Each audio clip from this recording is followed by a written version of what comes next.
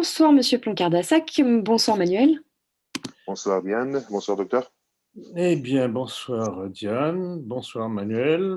Encore une fois, une vidéo qu'on n'était pas censé faire, mais du fait de ce que Monsieur Jérôme Bourbon et son acolyte Florian Rouanet ont dit à mon sujet après notre dernier entretien, nous sommes malheureusement obligés de revenir là-dessus et bien mettre les points sur les i.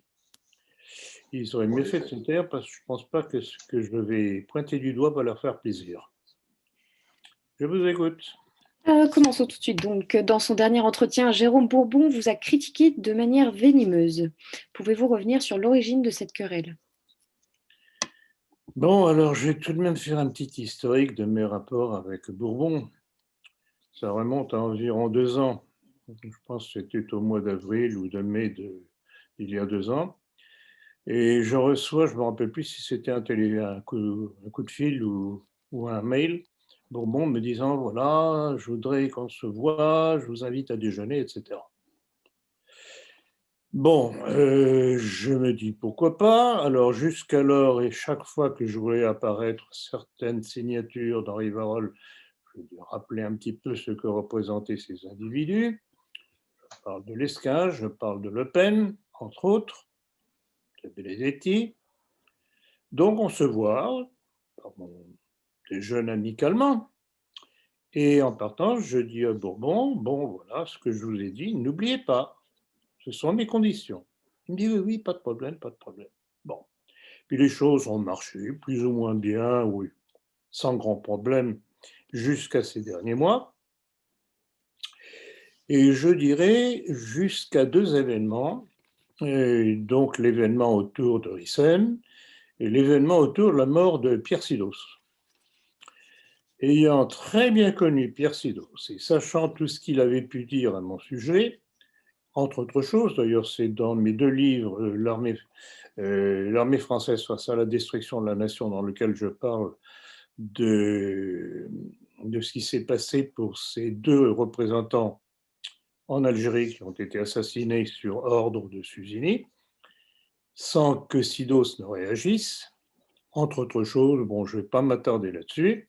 Et puis, alors là, quelque chose qui m'avait tout de même un petit peu surpris, un peu entre amusement et agacement et scandale, c'est quand j'ai appris par 2 membres de l'œuvre française qui y avaient été, qu'à l'époque, quand j'avais publié, donc ça remonte à 2001, quand j'avais publié la première mouture de mon livre « Le nationalisme français », et d'après ces personnes, Pierre Sidos avait piqué une rage, disant que c'était inadmissible, que c'était lui qui aurait dû écrire ce livre, textuellement, parce qu'il m'a été rapporté.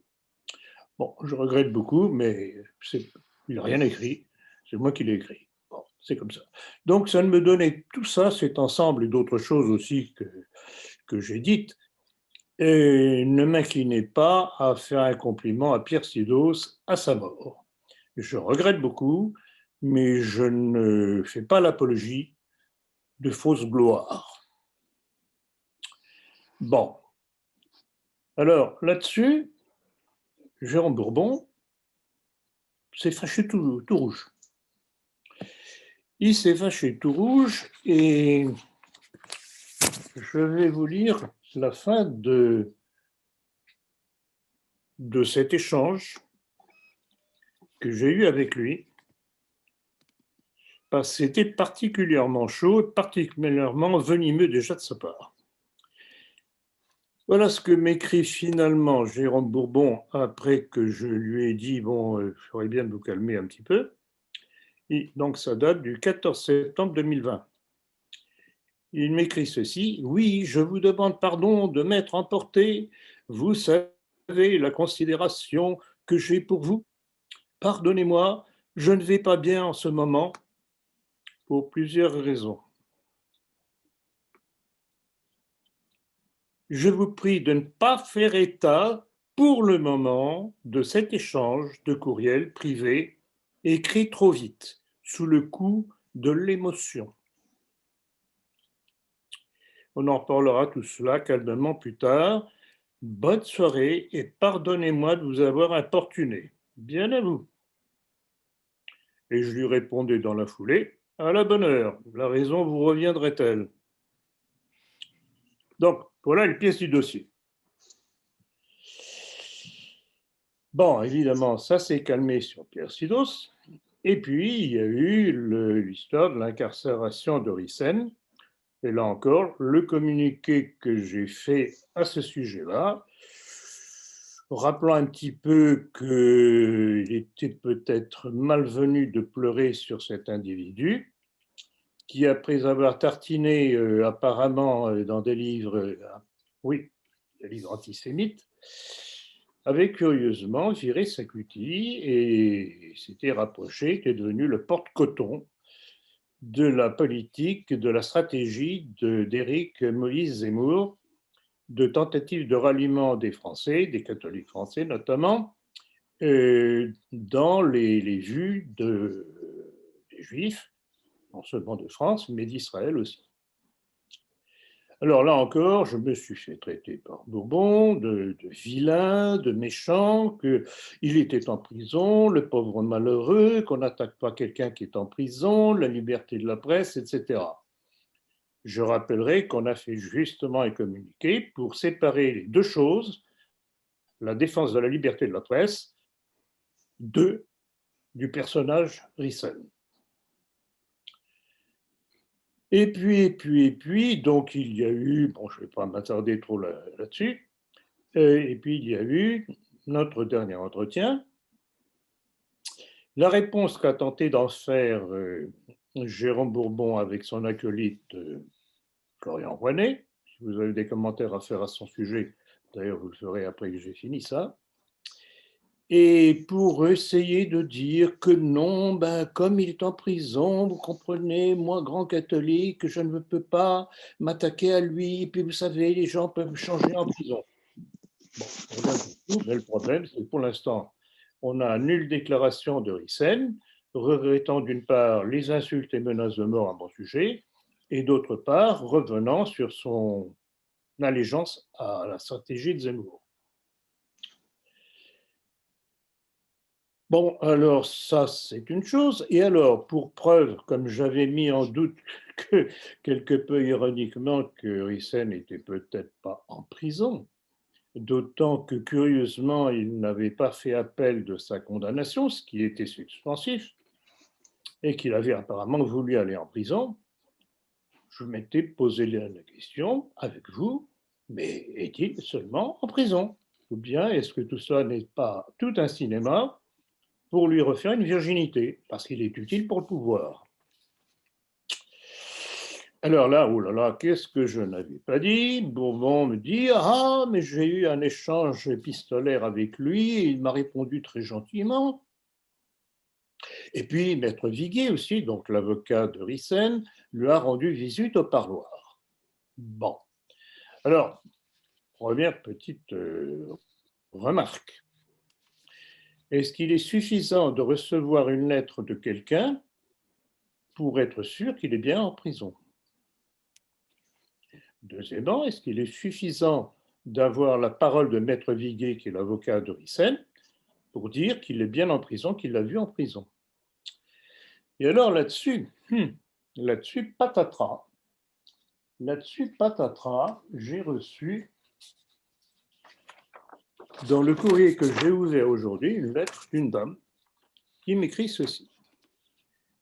Cher monsieur, juste pour vous informer que j'ai appris à la librairie française à Paris, que l'épouse d'Hervé Rissen n'a pas eu le droit d'aller lui rendre visite, de rendre visite à son époux ou compagnon. Je ne sais. Étrange, non. Cela justifierait peut-être qu'il n'est pas incarcéré. Voilà les pièces. Donc, je laisse là à l'appréciation de tout un chacun. Voilà. Donc, moi, je regrette beaucoup les faits, uniquement les faits. Rissen s'est fait connaître en écrivant des livres antisémites. Brusquement, il y a 2 ans environ, à la suite de 2 livres de Zemmour, dont je vais reciter quelques passages quand même, Rissen tourne kazakh et se met avec Rissen. Avec Zemmour. Avec Zemmour. Alors, donc, ce sont des extraits de ces 2 derniers livres, Un quinquennat pour rien, et l'autre, c'était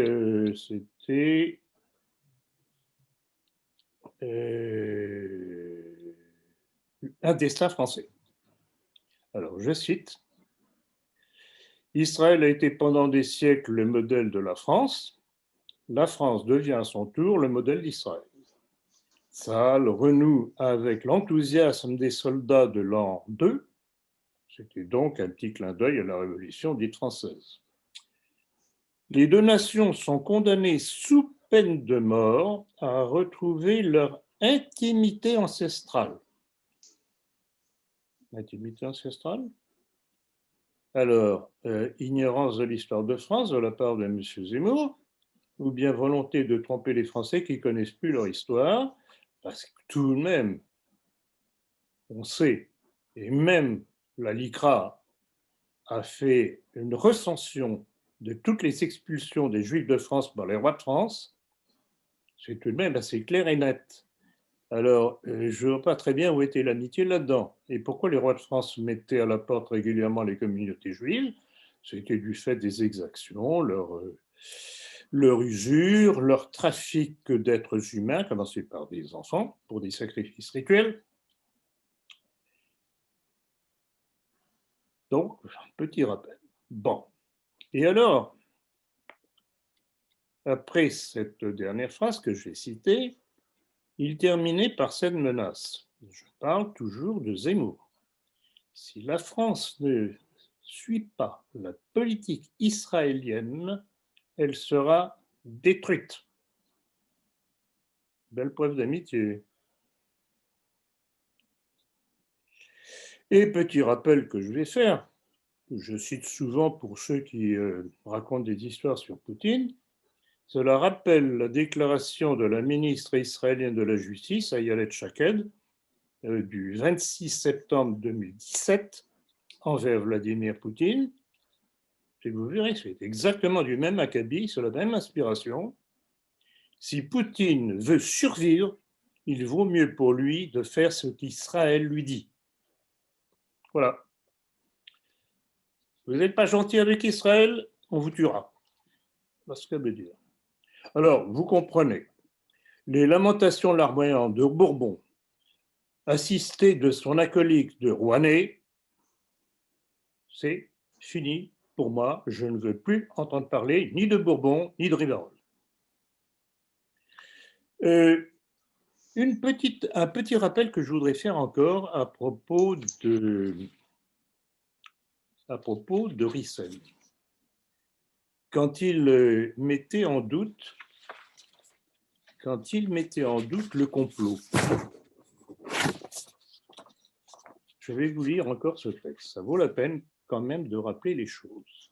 Parce que ce n'est qu'en mentionnant les faits, les textes, que l'on peut convaincre les gens. C'était dans son livre La guerre eschatologique, paru en 2013. En page 140, Rissen surprenait par sa négation du complot judéo-maçonnique. Je cite, « Il y a encore certains conspirationnistes qui ont tendance à voir la main du Mossad et de la CIA ou des services.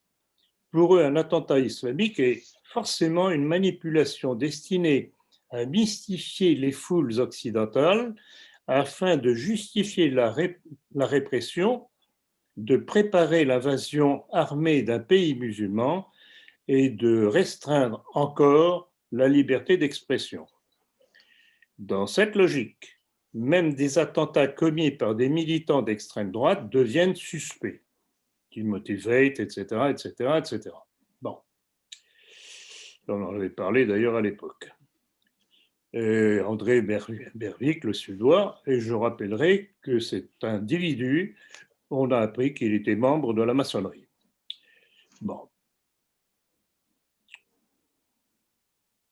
Et donc, voilà la mise en question du complot par Hyssen. Et j'ai sous les yeux, le hasard faisant bien les choses, une déclaration de David Rockefeller du 23 septembre 1994 concernant le nouvel ordre mondial.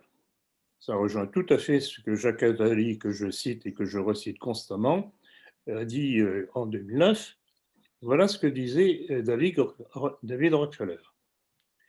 La présente fenêtre d'opportunité, durant laquelle un ordre mondial pacifique et interdépendant peut être construit, ne sera pas ouverte pour très longtemps.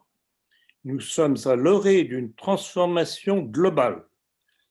Tout ce dont nous avons besoin est une crise majeure appropriée et les nations accepteront le nouvel ordre mondial. Voilà pour répondre à M. Hyssen, pour lequel il n'y a pas de complot judéo-maçonnique, et je rappellerai toutes les preuves que j'ai apportées par leurs propres textes dans mon livre La maçonnerie. Cela se rajoute à tout le reste. Voilà. Alors qu'on ne vienne pas me demander, je dis ça à M. Bourbon, courtoisement, qu'il ne vienne pas me demander de pleurer sur M. Hyssen. Voilà, si vous avez des choses, des questions à me poser à ce sujet-là, je suis à votre disposition. Alors, des questions à poser. Bon, je n'ai pas vraiment de questions, j'ai quelques remarques à faire, notamment lors d'un commentaire qui est paru dans l'avant-dernière vidéo, signé hebdomadaire Rivarol, mais on voit très bien que c'est Florian Rouanet l'auteur. Parce que quand on prend ces commentaires-là et on le compare au texte qu'il a publié dans son blog dernièrement, c'est du copier-coller quasiment. Bon, voilà ce que je voulais reprocher à M. Rouanet. Il dit à un moment donné que des gens sont étonnés sur la position de Hyssen vis-à-vis de Zemmour. Et il donne des noms. sont Vernochet, Lesquin, Soral, Blais, Benedetti, Indy et Bourbon. Alors, j'aimerais bien que M. Rouanet me dise, il me montre quand, comment et à quel moment ces personnalités, à part Stéphane Blais, qui est le seul qui s'est prononcé publiquement, tous les autres, ils sont manifestés publiquement contre la position de Hyssen, à quelle heure et comment? C'est où? Je n'ai vu personne. Indy, je n'ai pas vu. Benedetti, encore moins. Lesquin, je crois qu'il y a eu quelque chose sur Telegram, mais c'était pas très clair. Bourbon l'a envoyé la fameuse lettre que vous avez citée à plusieurs reprises, à laquelle il n'a toujours pas répondu. Mais publiquement, personne ne l'a fait. Or, j'attends que M. Rouanet nous démontre quand est-ce que ces personnalités sont manifestées. Autre chose, celle-là, c'est une chose qui m'a dérangé, parce que Monsieur Rouanet vous reproche à un moment donné que vous avez appelé à voter pour Hollande, vous avez appelé à voter pour Bayrou, c'est du n'importe quoi, et vous avez... Manuel, oui. Bourbon et Rouanet m'accusent de cela. Justement, moi, j'allais oublier de répondre à ça. Oh oui, mais je pointe du doigt Rouanet vous allez comprendre tout de suite. Il vous parle de Biden, il a même, à un moment donné, il parle que vous avez dit que je sais pas qui était agent du Mossad, bon bref. Alors, j'aimerais bien rappeler une chose à M. Rouanet. Dieudonné agent du Mossad, ça c'est un... Dieudonné agent du Mossad, c'est ça. C'est un argument qu'on vous reproche souvent. Oui, alors, il y a une chose. Monsieur Rouanet a la mémoire courte. parce que c'est lui qui faisait des entretiens avec vous à ce moment-là.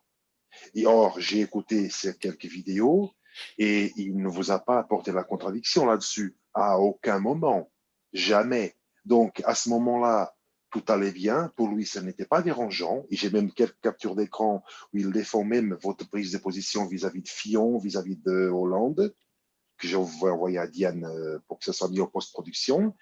Et là, d'un coup, parce qu'il est, je sais pas, à la Rivarol, parce qu'il a besoin de bien se faire voir, maintenant, oh là là, mais voilà, il a fait ça, c'est n'importe quoi. Donc, ok, la pleurniche, à un moment donné, c'est bon, hein. Pas non plus abuser. C'est bien vu, Manuel. Et puis Bravo, surtout, Manuel. Ah, excellent rappel, effectivement. Je ne m'en souvenais pas. Oui, surtout c'est lui, c'est le. Bah, qui ne s'est jamais fait avoir par une fake news comme on peut avoir, je veux dire, des Non, sites non, mais internet. Yann, je ne me suis pas fait avoir par une fake news.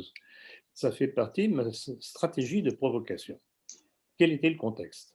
Et ça visait aussi bien Soral que Dieudonné. Ça faisait partie de leur campagne. Et en fait, si j'ai un petit peu taquiné Dieudonné, c'était pour l'obliger à répondre et Soral aussi. Parce qu'en fait, quel a été le problème à l'époque? On a appris par un site juif, c'était JSS, je crois. GCS News, oui. Oui, qu'il se vantait, donc le site juif se vantait d'avoir eu la liste des donateurs à Dieudonné. Oui, en effet. Et compte en banque et tout. Tout à fait, compte en banque et tout, etc. etc. Et donc, c'est pour ça que j'avais fait cette plaisanterie qui n'était pas tellement une plaisanterie, qui était un petit peu un rappel à l'ordre en disant, voilà, quand on est imprudent, on laisserait traîner ces documents, voilà ce qui arrive. Donc voilà, tout ce que je dis est toujours fondé sur quelque chose, et c'est pour ça que personne n'est jamais capable de me répondre sur le fond, ou alors en travestissant mes propos, comme l'a fait d'ailleurs Lesca à une certaine occasion. Bon, glissons. Donc voilà, donc bravo Manuel, merci, vous êtes un garçon sérieux, c'est pour ça qu'on s'entend bien, et vous avez bonne mémoire, vous avez de la documentation, et ça Alors, il y a une autre chose que je voulais rappeler aussi. Bon, ça concerne Jérôme Bourbon. À un moment donné, Jérôme Bourbon dit que vous lui reprochez son sévacantisme, etc. Bon, et il dit oui, mais voilà, combattre pour l'Église, mais l'ennemi est à l'intérieur. Donc, si je comprends bien, il dit l'ennemi est à l'intérieur, donc ça ne sert à rien de combattre, allons-en. Donc, alors, je vais rappeler une chose. S'il réfléchit de cette façon, donc, alors pourquoi se bat-il pour la France?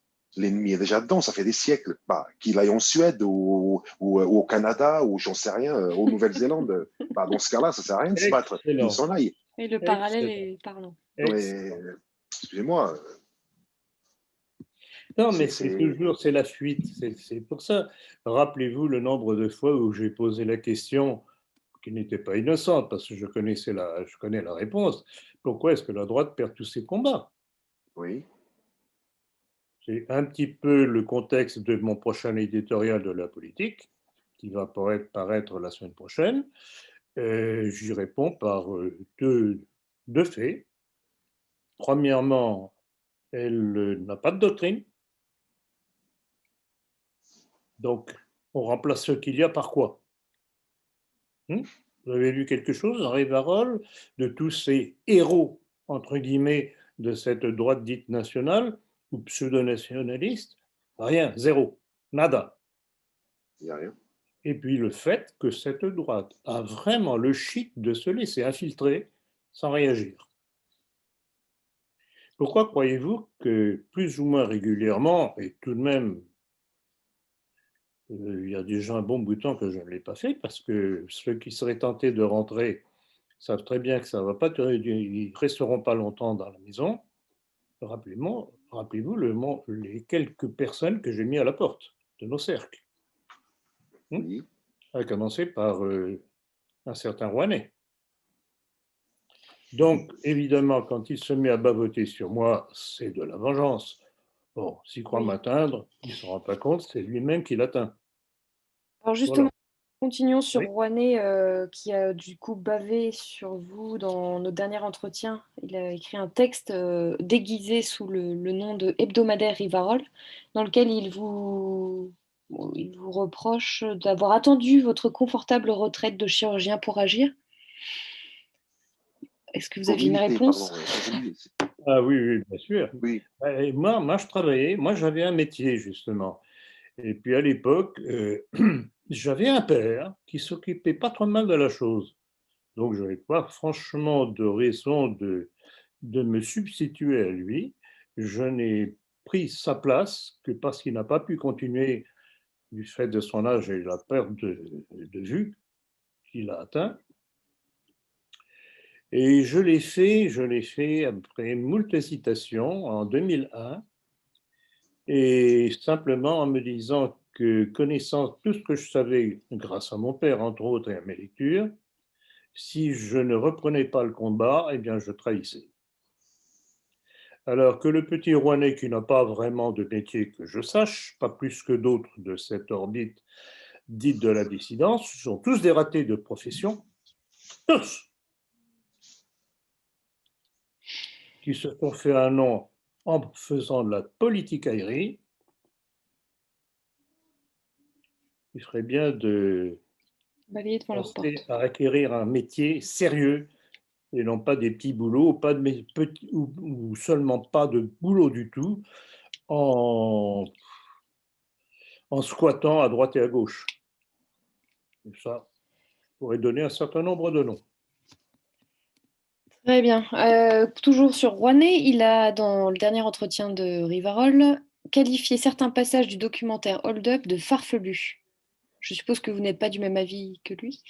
Bah, évidemment, mais c'est toujours la même chose. Et on en a déjà parlé entre nous, justement, lors de, je crois, au moins 2 des entretiens. On s'est étonné progressivement qu'à chaque fois, Rouanet donne un coup de patte aux complotistes, au complotisme. Les gens qui l'ont regardé, la plupart ont dit que c'était quand même très intéressant, même s'il y a peut-être quelques passages longués ou peut-être quelque chose discutable. Légèrement loufoque. Voilà, Oui, oui. mais dans l'ensemble, je crois que c'est quand même très intéressant et que je pense. Je regrette beaucoup. Là, encore une fois, je rappelle, on a toutes les pièces pour prouver qu'il y a bien un complot mondial. Ce n'est pas nous qui le disons, ce n'est pas des gens d'extrême droite qui le disent, ce sont les juifs et les francs-maçons qui l'écrivent eux-mêmes. Et ça a été le but de mon livre sur la maçonnerie. C'est de montrer d'une part que la maçonnerie est issue de la cabale juive, et d'autre part, donc c'est bien une création juive, et d'autre part que les uns et les autres revendiquent le complot. Ils le disent, ils l'annoncent. Rappelez-vous les textes de Baruch Lévy, ceux de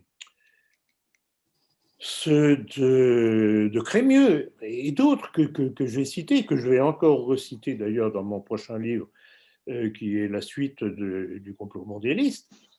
Il faut vraiment quelque chose de douteux de la part d'un Rouennais, et il n'est pas le seul, à commencer par Hyssen lui-même, quand il nie, il nie ou qu'il moque les complotistes. Donc, pour clore le sujet sur Rouanet et Rivarol, parce qu'on a quand même Rouanet qui moque les complotistes, on a aussi Scipion de Salm. Mais justement, c'est un peu trop simple, hein. Donc le complotisme, c'est faire des liens artificiels alors qu'il n'y a pas lieu de le faire.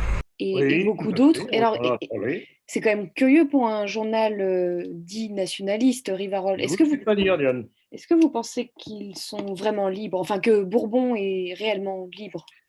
Écoutez, justement, Diane, et merci d'attirer l'attention là-dessus. C'est la conclusion à laquelle je suis arrivé petit à petit ces derniers temps. C'est pour ça que vous verrez dans le prochain éditorial, je dis pas que je tire la chasse d'eau, je dis bon, maintenant ça suffit. J'ai assez perdu de temps. Donc je ne veux plus entendre parler ni de Bourbon, ni de Rival, ni de tout ce qui tourne autour. Oui. C'est terminé, nous continuons notre petit chemin, on n'a pas besoin de Rival pour continuer à nous étendre. Et c'est ça justement qui m'attire l'attention. C'est que je me demande si quand Bourbon a pris contact avec moi il y a 2 ans, en fait, il n'y avait pas une stratégie que certains avaient voulu mettre en place pour essayer de me neutraliser. On a parlé dernièrement de Frédéric, il s'appelle déjà Non, jamais. Frédéric Jamet, non, oui. Dominique Jamet. Dominique Jamet, oui, pardon. Une barbouze, Dominique Jamet, qui aurait un rôle quelque peu occulte derrière Rivarol, derrière toute cette mouvance. Et David Vesser aussi, apparemment. Et oui, et tout à fait, qui semble être l'âme donnée de ce malheureux Rouennais. Oui, il le dit lui-même, puisqu'il a dit, pour l'aspect mirandolesque, oui, parce qu'on lui a reproché d'être un adepte de Pic de la Mirandole. Nous lui avons reproché. Voilà, nous lui avons reproché. Donc lui, Rouenet répond, c'est absolument vrai, en ce sens que le rivarolien David Vesser fut celui qui m'a le plus apporté culturellement sur ces 2 dernières années. Donc voilà, il le dit lui-même que son maître à penser, c'est ce type David Vesser qui est plus que suspect. Or là, nous faire un badigeonnage de Pic de la Mirandole en grand chrétien, il ne faut pas rigoler. Il faut lire les livres de Xavier Couvert au sujet de... Étienne. Tout à fait, l'hypnose. C'est clair et net, c'est très bien documenté. Je rappellerai d'ailleurs qu'on s'entend très bien avec lui. On est entre gens sérieux. On passe à la prochaine question concernant Adrien Abosit, qui attaque régulièrement la fraternité Saint-Pédis. Dernièrement, il accuse les fidèles lefréristes d'entretenir le culte de Baal. Que pensez-vous de ses propos et de son sédévacantisme et aussi de ses relations? C'est aberrant. Ça, j'avoue que quand j'ai vu ça, je me suis frotté les yeux parce que c'est énorme. Bon, je crois que j'ai suffisamment dit ce qu'on pouvait reprocher à la fraternité pour ne pas être suspect de soutien inconditionnel à la fraternité Saint-Pédis. Enfin, il ne faut pas pousser trop loin le bouchon. Est-ce que M. Abosit, dans sa soif de paraître avec sa gueule de jeune premier, ne pousse pas un peu trop loin le bouchon? Il faut essayer tout de même, quand on dit des choses, il faut tout de même être un petit peu sérieux si on veut être crédible. Puis surtout, c'est le même individu qui vient après nier tout complot, encore un. Et puis surtout, quand on critique quelqu'un, il faut être propre, on va dire, parce que lui, il collabore avec l'Esquin, rappelons-le. Bien entendu. Alors, justement, ce grand catholique de Abosit, entre guillemets, c'est des vacantistes. Comment se fait-il qu'il accepte de collaborer avec un individu comme Henri de Lesquen, qui connaît ses textes? Bon, je ne vais pas rappeler encore une fois sa déclaration à propos de la nation française qui serait née sans le lui avec la déclaration des droits de l'homme, mais aussi et surtout dernièrement, quand il dit que oui, il faudrait que les musulmans se convertissent, pourquoi pas à l'islam, à la maçonnerie. Pourquoi pas la maçonnerie? Et ça ne dérange pas, monsieur Abosit. Mais visiblement, ça ne le dérange pas. À la radio. En plus, oui. Mais ça ne doit pas le déranger, pas plus que de faire la promotion d'un certain Cro-Blanc qui est adepte de pornographe ou quelque chose comme ça, je crois. Il y a aussi un autre milieu. Voilà, ça fomente dans nos milieux. Un autre qui s'appelle... Dans nos milieux. Regardez du côté de Soral. Oui, bien sûr, exactement. Il y a un autre, j'ai oublié son nom, Kipacito, là, c'est quoi? Papacito, voilà. Papacito, oui. Surnommé Kipacito. Et puis un autre, oublie, Conversano. Oui, c'est vrai lui, il est un peu disparu. Oui, il est un peu disparu peut-être, mais bon, Abosit l'a relayé. Non, mais Diane et Emmanuel, chers amis, vous voyez, le résultat des coups de boutoir que nous envoyons régulièrement, c'est que petit à petit, on arrive à faire sortir du bois un certain nombre d'individus et à montrer que l'étiquette qu'ils présentent est fausse. Voilà, il faut en tenir compte. C'est pour ça que je dis maintenant, je ne veux plus entendre parler de Rivarol et compagnie. Leur opération de neutralisation, si tel était ce qu'ils voulaient, a échoué. On verra s'ils répondront. Prochainement, Je souhaite pour eux qu'ils ne le fassent pas, parce que j'ai toujours des munitions, ils n'ont pas intérêt à continuer sur ce petit jeu-là.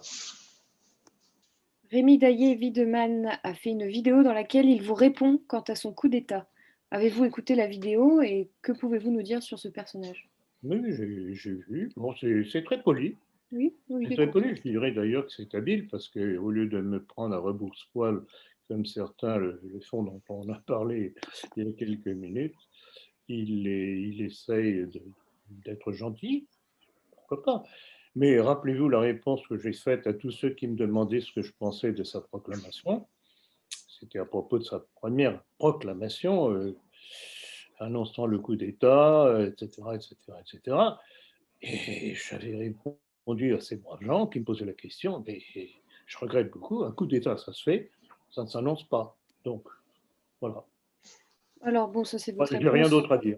Très bien, assez succincte, mais si les auditeurs veulent se renseigner davantage, il y a Amalek qui a fait tout un travail sur lui pour le dénoncer comme étant un agent provocateur. Notamment, il est évident que dans ces cas-là, soit on a affaire à un illuminé, on a quelques exemples là encore dans nos milieux, et soit à un agent provocateur. Parce que par leur déclaration, évidemment, il y a des gens qui s'enthousiasment parce qu'ils croient au Père Noël. Ils laissent leur adresse, ils éventuellement laissent leur compte en banque en envoyant un petit chèque, etc., etc. C'est pour ça que j'avais chatouillé Dieudonné à l'époque, et je suis prêt à le refaire. Alors on m'avait accusé d'être tombé dans le piège de sites satiriques, etc. Du Gorafi. Figaro quoi, oui. Du Gorafi. Oui. D'agoraphie, je n'étais pas du tout tombé dans... Mais simplement le texte d'agoraphie m'avait attiré l'attention et je m'étais dit, mais je vais utiliser le texte pour, attention, mettre en garde. D'ailleurs, je rappelle une fois de plus, la personne qui a fait l'entretien et enregistré à cette époque-là, c'était M. Rouanet qui était en face de vous. Et il a encore cet entretien, il est encore en ligne sur sa chaîne YouTube. Oui. Donc, ils ne viennent pas maintenant nous dire que c'est pas bien ceci, c'est pas bien cela, parce qu'à l'époque, il n'a pas apporté la moindre contradiction, absolument rien. Donc, ils ne viennent pas maintenant avec un nouveau visage, comme quoi il serait plus cultivé, plus habile, plus réactif, je ne sais pas, personnellement. Oui, absolument. Déformé. Déformé, plutôt. Oui, aussi. Ouais, pour revenir sur Rémi Daillé, en fait, oui. à moins que tu voulais continuer sur Rouanet, mais je pense qu'on a... Non, pas du tout. Non. Pour Rémi Daillé, il faut savoir aussi qu'il est actuellement au Japon, donc c'est bien mignon d'appeler un coup d'État quand on est soi-même à l'autre bout du monde. Il n'est pas le seul. Oui. Et puis aussi, il a trempé dans des arnaques où il proposait des formations pour être... trader, non? Non, pour les familles en fait, qui voudraient faire l'éducation à la maison. Et alors, soit certains ont payé et n'ont jamais reçu aucune formation, ou alors c'était des packs quand même à plus de 600 €. Mais en fait, c'était que des informations qu'on pouvait trouver gratuitement sur Internet. Donc voilà, il a plusieurs... il a l'aspect d'un escroc, quoi, de base. Et ce qu'il y a de terrible, Diane, quand on voit ce genre d'exemple, et il est loin d'être le seul, c'est l'appétence des gens pour les escrocs. C'est incroyable. Il n'y aurait pas d'escrocs s'il n'y avait pas des gens aptes à être escroqués. C'est incroyable. Et je me rappelle entre autres une réponse de quelqu'un auquel j'avais gentiment mis en garde en lui disant un coup d'État, ça ne s'annonce pas, ça se fait. Il me disait ah oui, mais on a tellement besoin d'espérer. Eh bien, si on veut espérer, il faut se battre et on se bat sérieusement avec des arguments, avec des textes, avec des faits, et pour que les Français comprennent petit à petit, et espérons de plus en plus vite, qu'on veut leur mort. Et pas simplement les Français. Rappelez-vous le texte de Rockefeller que je viens de vous lire. Entre autres. Sans compter celui d'Attali.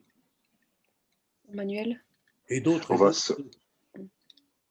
On va toucher à notre sujet. Encore une fois, c'est la deuxième affaire avec cette jeune femme. Elle a prénommé Mila, cette jeune femme lesbienne qui a été défendue par Hissène il y a peu de temps. Et Bourbon. Non. Non. Non, Bourbon... Si, à travers Rissen. Oui, non, mais Bourbon, au moment de Rivarol, il avait quand même dit qu'il fallait pas soutenir Mila. Bah non, Rissen, oui, Rissen a dit platement dans une vidéo, soutien à Mila. Donc, Bourbon, non. Je n'ai aucun souvenir de ça. Non, je me souviens, Rivarol, on avait parlé. Je crois, dans sa réponse. Je ne sais pas si c'est dans Rivarol ou pas. Tiens, on n'a pas parlé du dernier numéro de Rivarol. Ah si, je l'ai sous les yeux. Il le met. Il dit, si nous publions chaque semaine un visuel dans Rivarol sur l'incarcération de Rissen, ce n'est pas parce que nous approuvons toutes ces prises de position passées, qui selon nous ont pu parfois être erronées, comme sur Zemmour, Mila ou Marine Le Pen, ou toutes ces relations parfois imprudentes ou discutables sur les réseaux sociaux, comme ces échanges avec cette juive zémourienne, blablabla. Eh bien, pourtant, il y a un texte de Bourbon dernièrement disant que Rissen était cohérent. Là, il y a un petit problème là. Mais cohérent à propos de quoi? Dans sa ligne. Ah bon? Non, il n'a pas dit cohérent, courageux peut-être, un peu plus loin. Écoutez, ça doit être, je pense, ça doit être dans Rivarol. Mais je l'ai le texte sous les yeux. Oui, mais il est long, hein. Ah oui, mais non, je l'ai relu tout à l'heure, j'ai pas vu cohérent. Non, attendez, vous avez confondu, je l'ai sous les yeux. Il dit, c'est parce que nous défendons la liberté d'un écrivain valeureux qui est derrière les barreaux à cause de son travail remarquable sur le judaïsme. Non, alors excusez-moi, j'en ai plus que marre d'entendre cela. À chaque fois, c'est le pauvre, il est en prison parce qu'il a écrit des livres. C'est faux. C'est archi faux. Et même son avocat. Parce qu'il a voulu aller être en prison. Il est en prison, Diane, par ses multiples provocations. Il a été condamné à plusieurs. Voilà. Ses livres, je crois, c'était Les milliards d'Israël. La couverture a été condamnée, oui, c'est vrai. Il y a eu quelques lignes qui ont été condamnées, c'est vrai, et je crois que c'est son dernier plaidoyer pour la liberté d'expression qui a eu aussi des poursuites. Tous les autres livres n'ont pas été poursuivis ni condamnés. C'est faux, donc il faut arrêter, que ces gens arrêtent de dire qu'il est en prison parce qu'il a écrit des livres. Non, il est en prison parce qu'il a été condamné à plusieurs reprises pour ses multiples provocations. Il suffit d'aller sur Wikipédia, c'est noté dessus. Tout. Tout à fait. Mais ça, Manuel, merci de le rappeler, mais on en a déjà parlé, je crois, dans nos deux derniers entretiens. On a rappelé ça, justement. C'est toujours bon de répéter. Sur le fait que vous rappelez très judicieusement, il n'a pas été condamné à cause de ses livres, mais à cause de toutes ces injures, parce que c'est un individu qui ne sait parler que par des injures, j'en sais quelque chose. Oui, il est vulgaire. Et dans ses blogs. Dans ses blogs, c'est invraisemblable. Dans ses blogs, dans ses vidéos, dans les commentaires. J'ai encore Diane, je vais t'envoyer quelques captures d'écran de son compte Twitter. Tu vas t'apercevoir vite de son type de langage. Oui. Mais alors, pour revenir sur l'affaire Mila. Mila, oui. Quel regard portez-vous sur cette affaire, en fait? Est-ce qu'elle a refait une vidéo insultant les musulmans? Encore une fois. Écoutez, premièrement, il faut savoir que l'homosexualité dans les milieux musulmans, ce n'est pas tout à fait recommandé. Donc, il est évident que si elle a fait cette vidéo sur les musulmans, c'est qu'elle sait très bien quelle est l'attitude de l'islam là-dessus. Voilà.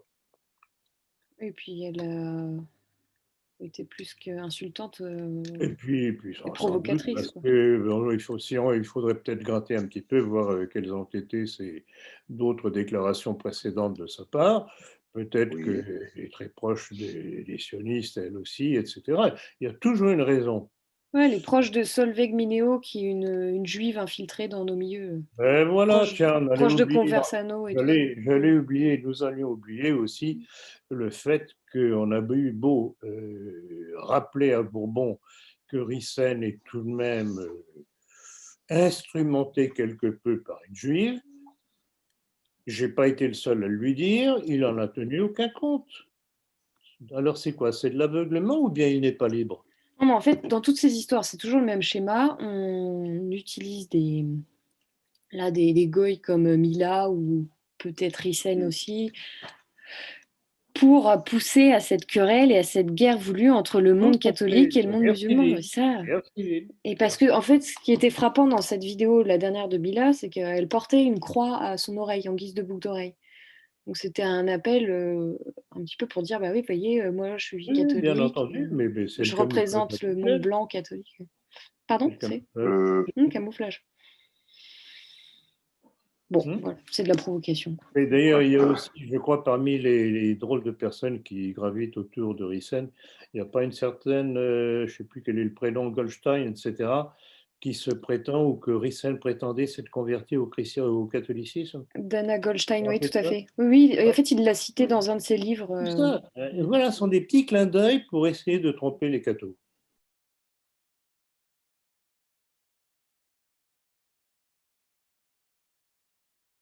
Les naïfs tombent dans le piège, les naïfs ou les complaisants tombent dans le piège, et puis ceux qui ne sont pas naïfs disent, écoutez, ne prenez pas pour des canards sauvages. Un auditeur demande votre opinion sur les personnages que sont Louis Farrakhan et le professeur Polasco de Menacé. Bon, alors ce sont deux personnages totalement différents, mais qui sont réunis tout de même par un commun dénominateur. Louis Farrakhan, je crois, je ne me trompe pas, parce qu'il y a longtemps que je n'ai pas entendu parler de lui, donc je ne sais pas du tout où il en est. Je crois qu'il est d'origine africaine. Farrakhan ? Oui, non ? Louis Farrakhan, je ne sais pas, je vais regarder ça tout de suite, je ne me suis pas renseigné. Peu importe. Bon, de toute façon, il est antisémite. Donc ça, c'est une chose. Alors, quant à Polasco de Menacé... oui, c'est un noir du Bronx. C'est ce que j'ai tout de même bonne mémoire. Oui, en ce qui concerne Polasco de Menacé, que j'ai connu pas mal de façon épistolaire, qui était abonné à la politique, c'est vraiment l'exemple même du juif atypique, je dirais, honnête, qui a écrit un certain nombre de textes très, très, très intéressants pour dénoncer l'attitude de nombre de ces coreligionnaires, tout au moins les grands coreligionnaires qui imposent la politique mondiale, et pour mettre en garde. Donc, bon, il est mort malheureusement maintenant, depuis 4-5 ans au moins. Et donc, c'était quelqu'un qu'il faut saluer parce que malgré ses origines, il osait dire ce que mes coreligionnaires font, c'est pas bien. Il y en a d'autres. Il y a aussi actuellement Markov aux États-Unis. Il y en a. Et vous savez très bien, c'est la raison pour laquelle je me refuse toujours à être à la fois raciste primaire et à la fois antisémite primaire. Je ne combats que ceux qui sont contre, la France. Contre ce que représente la France chrétienne. Tout.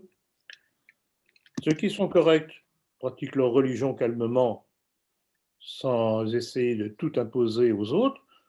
J'ai aucune raison de m'élever contre eux. Et apparemment, Farrakhan était donc un leader noir de l'islam, un musulman, mais il avait une rhétorique très anti-juive et des théories complotistes. Tout à fait, tout à fait, tout à fait. C'est ce que j'ai cité, ça, je vous ai répondu un petit peu de mémoire, mais c'est exactement ce que je pense. Pourquoi est-ce que certains leaders noirs sont antisémites ? Parce qu'ils ont subi l'esclavage. Ben voilà. Voilà. Et excusez-moi, mais c'est comme pour Dieudonné. Bon, quand bien même il a des aspects troubles, c'est quand il a voulu faire un film sur l'esclavagisme qu'on l'a dénigré dans les médias parce qu'il voulait remonter à la cause de qui étaient les grands esclavagistes. Exactement. Je voulais tout de même rappeler ce petit détail de l'histoire quand même. Voilà. Bon, et pour De Menacé, comment on explique que des juifs finalement se retournent un peu contre les leurs? Oui, tout à fait. Mais comment? Pourquoi? Enfin, là, pour les Noirs, c'est l'esclavage, mais c'est juste l'honnêteté qui les guide. Rappelez-vous l'éditorial de l'avant-dernier numéro de la Politique, dont le titre était « Tout a déjà été annoncé ». Je faisais allusion à un entretien qu'avait rapporté Comment il s'appelle déjà? Ron Rousseau et Rockefeller. Ah, Ron Rousseau, bravo, Diane, avec un des Rockefeller. Et Rockefeller s'était confié à ce religionnaire, croyant qu'il serait tout à fait d'accord avec lui. Et au fur et à mesure que Rockefeller lui exposait leur plan, le brave Rousseau, qu'est-ce que c'est que cette histoire-là? Mais non, moi je ne suis pas d'accord, je ne suis pas d'accord. Et j'avais cité de très très longs extraits justement de cet échange entre Rockefeller et Rousseau, parce que c'est démonstratif justement de ce qu'il peut y avoir des juifs honnêtes qui condamnent l'action des grands juifs qui veulent dominer le monde. Oui, mais vous ne répondez pas à ma question. Hein? Vous ne répondez pas à ma question. À la question. C'est-à-dire qu'est-ce qui explique qu'il y ait des juifs honnêtes alors que, bon, pour les Noirs, on comprend, c'est parce qu'ils ont subi l'esclavage. Et je pense qu'on ne peut répondre que par la simple constatation, c'est tout. Et puis peut-être qu'ils sont peut-être plus intelligents que leurs autres coreligionnaires, qui se disent que, rappelez-vous le texte de Bernard Lazare, que je cite souvent, quand il dit, c'est un avertissement à ses coreligionnaires, dans son livre de l'antisémitisme et de ses causes, quand il disait si de tout temps le peuple juif a eu des problèmes partout dans le monde, quelle que soit la religion, le régime politique, etc., c'est que les causes premières de l'antisémitisme résident dans le peuple juif lui-même. C'est un juif lui-même qui le dit. Donc voilà, ça existe. Des juifs honnêtes qui disent attention, vous allez trop loin, ça va nous retomber dessus. Ce qui se passe d'ailleurs en général à travers l'histoire. Le dernier épisode est peut-être bien pour dans pas très longtemps. Un auditeur vous envoie un message élogieux et vous demande de définir le gauchisme. Bon, il y a une expression très employée en ce moment sur Internet. Donc, il vous demande qu'est-ce qu'un gauchiste? Bon, c'est un petit peu complexe pour répondre à ça, parce que c'est une espèce de nébuleuse. Mais il y a tout de même de grandes lignes. En fait, le gauchisme, c'est quelqu'un qui est imprégné des thèses marxistes et qui en arrive à une détestation de l'héritage de son propre pays. Et ce n'est pas propre à la France, c'est vrai, dans tous les pays, on retrouve cette espèce d'individu avec les mêmes caractéristiques. C'est une détestation de ce qu'est ou ce qu'a été leur nation, au nom d'une pseudo, ça tourne autour de l'internationale juive. C'est très complexe. C'est très complexe et on peut dire que c'est une maladie psychologique. En fait, ils vivent dans une philosophie idéaliste, c'est-à-dire dans une utopie. Pour eux, c'est une utopie. C'est une utopie. Le marxisme, c'était une utopie. Une utopie, oui. Non, mais vous savez, alors, il y a aussi qu'aujourd'hui, certains nostalgiques du marxisme disent « Ah oui, mais le bolchevisme, en fait, a été détourné, etc. etc. » Non, il n'a pas été détourné, simplement. Vous savez ce que je dis à propos des principes? Il y a une fatalité de principe. Quand on pose un principe, il va dérouler ses conséquences par sa logique interne. Alors, si les principes sont bons, il y aura une bonne suite, un bon déroulement. Si les principes sont nocifs, on va vers la destruction de la société. C'est ce que nous vivons. Bergoglio a eu des propos durs envers les anti-masques. Il a dénoncé les manifestations anti-masques, a déploré que les contestataires restent coincés dans leur petit monde d'intérêt. Un commentaire? Il n'en rate pas une. Il n'en rate pas une. Il serait mieux de rester fidèle à la tradition de l'Église plutôt que de jouer à l'agitateur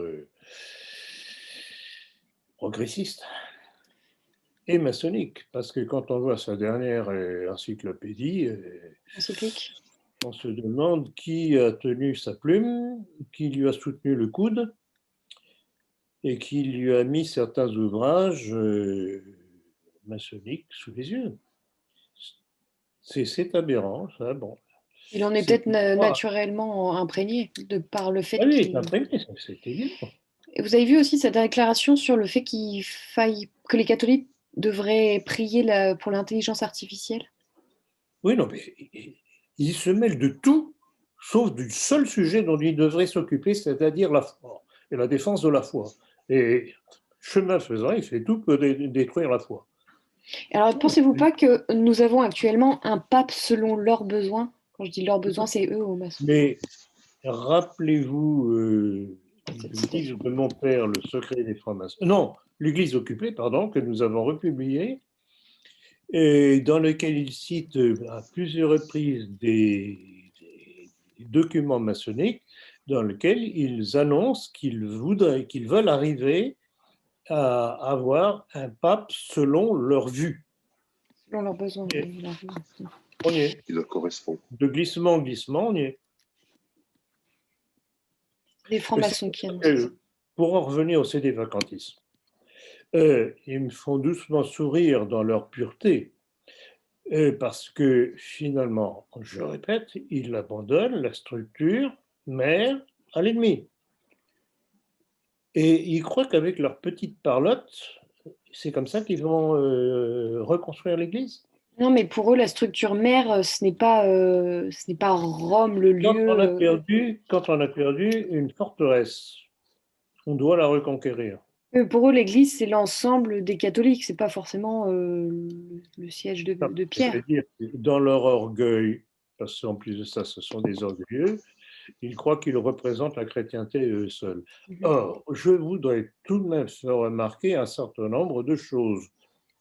Comment se fait-il que des individus comme Abauzit, comme Rouanet, il y en a plusieurs, il faudrait s'amuser à rechercher, soient curieusement anticomplotistes? Il n'y a pas un problème, là? En fait, ils le sont, mais seulement pour l'Église. C'est-à-dire, il y a vraiment un complot au niveau du pape, mais c'est tout, quoi. Et le reste. Non, mais c'est hallucinant. Ils ne sont pas cohérents. Je voudrais tout de même que et nos auditeurs et ces gens-là retombent un petit peu dans leur raison et se disent mais on est en train de raconter des bobards. Non, mais comme vous dites, trop d'orgueil. L'orgueil. Mais l'orgueil, vous savez très bien, c'est par là que Satan travaille.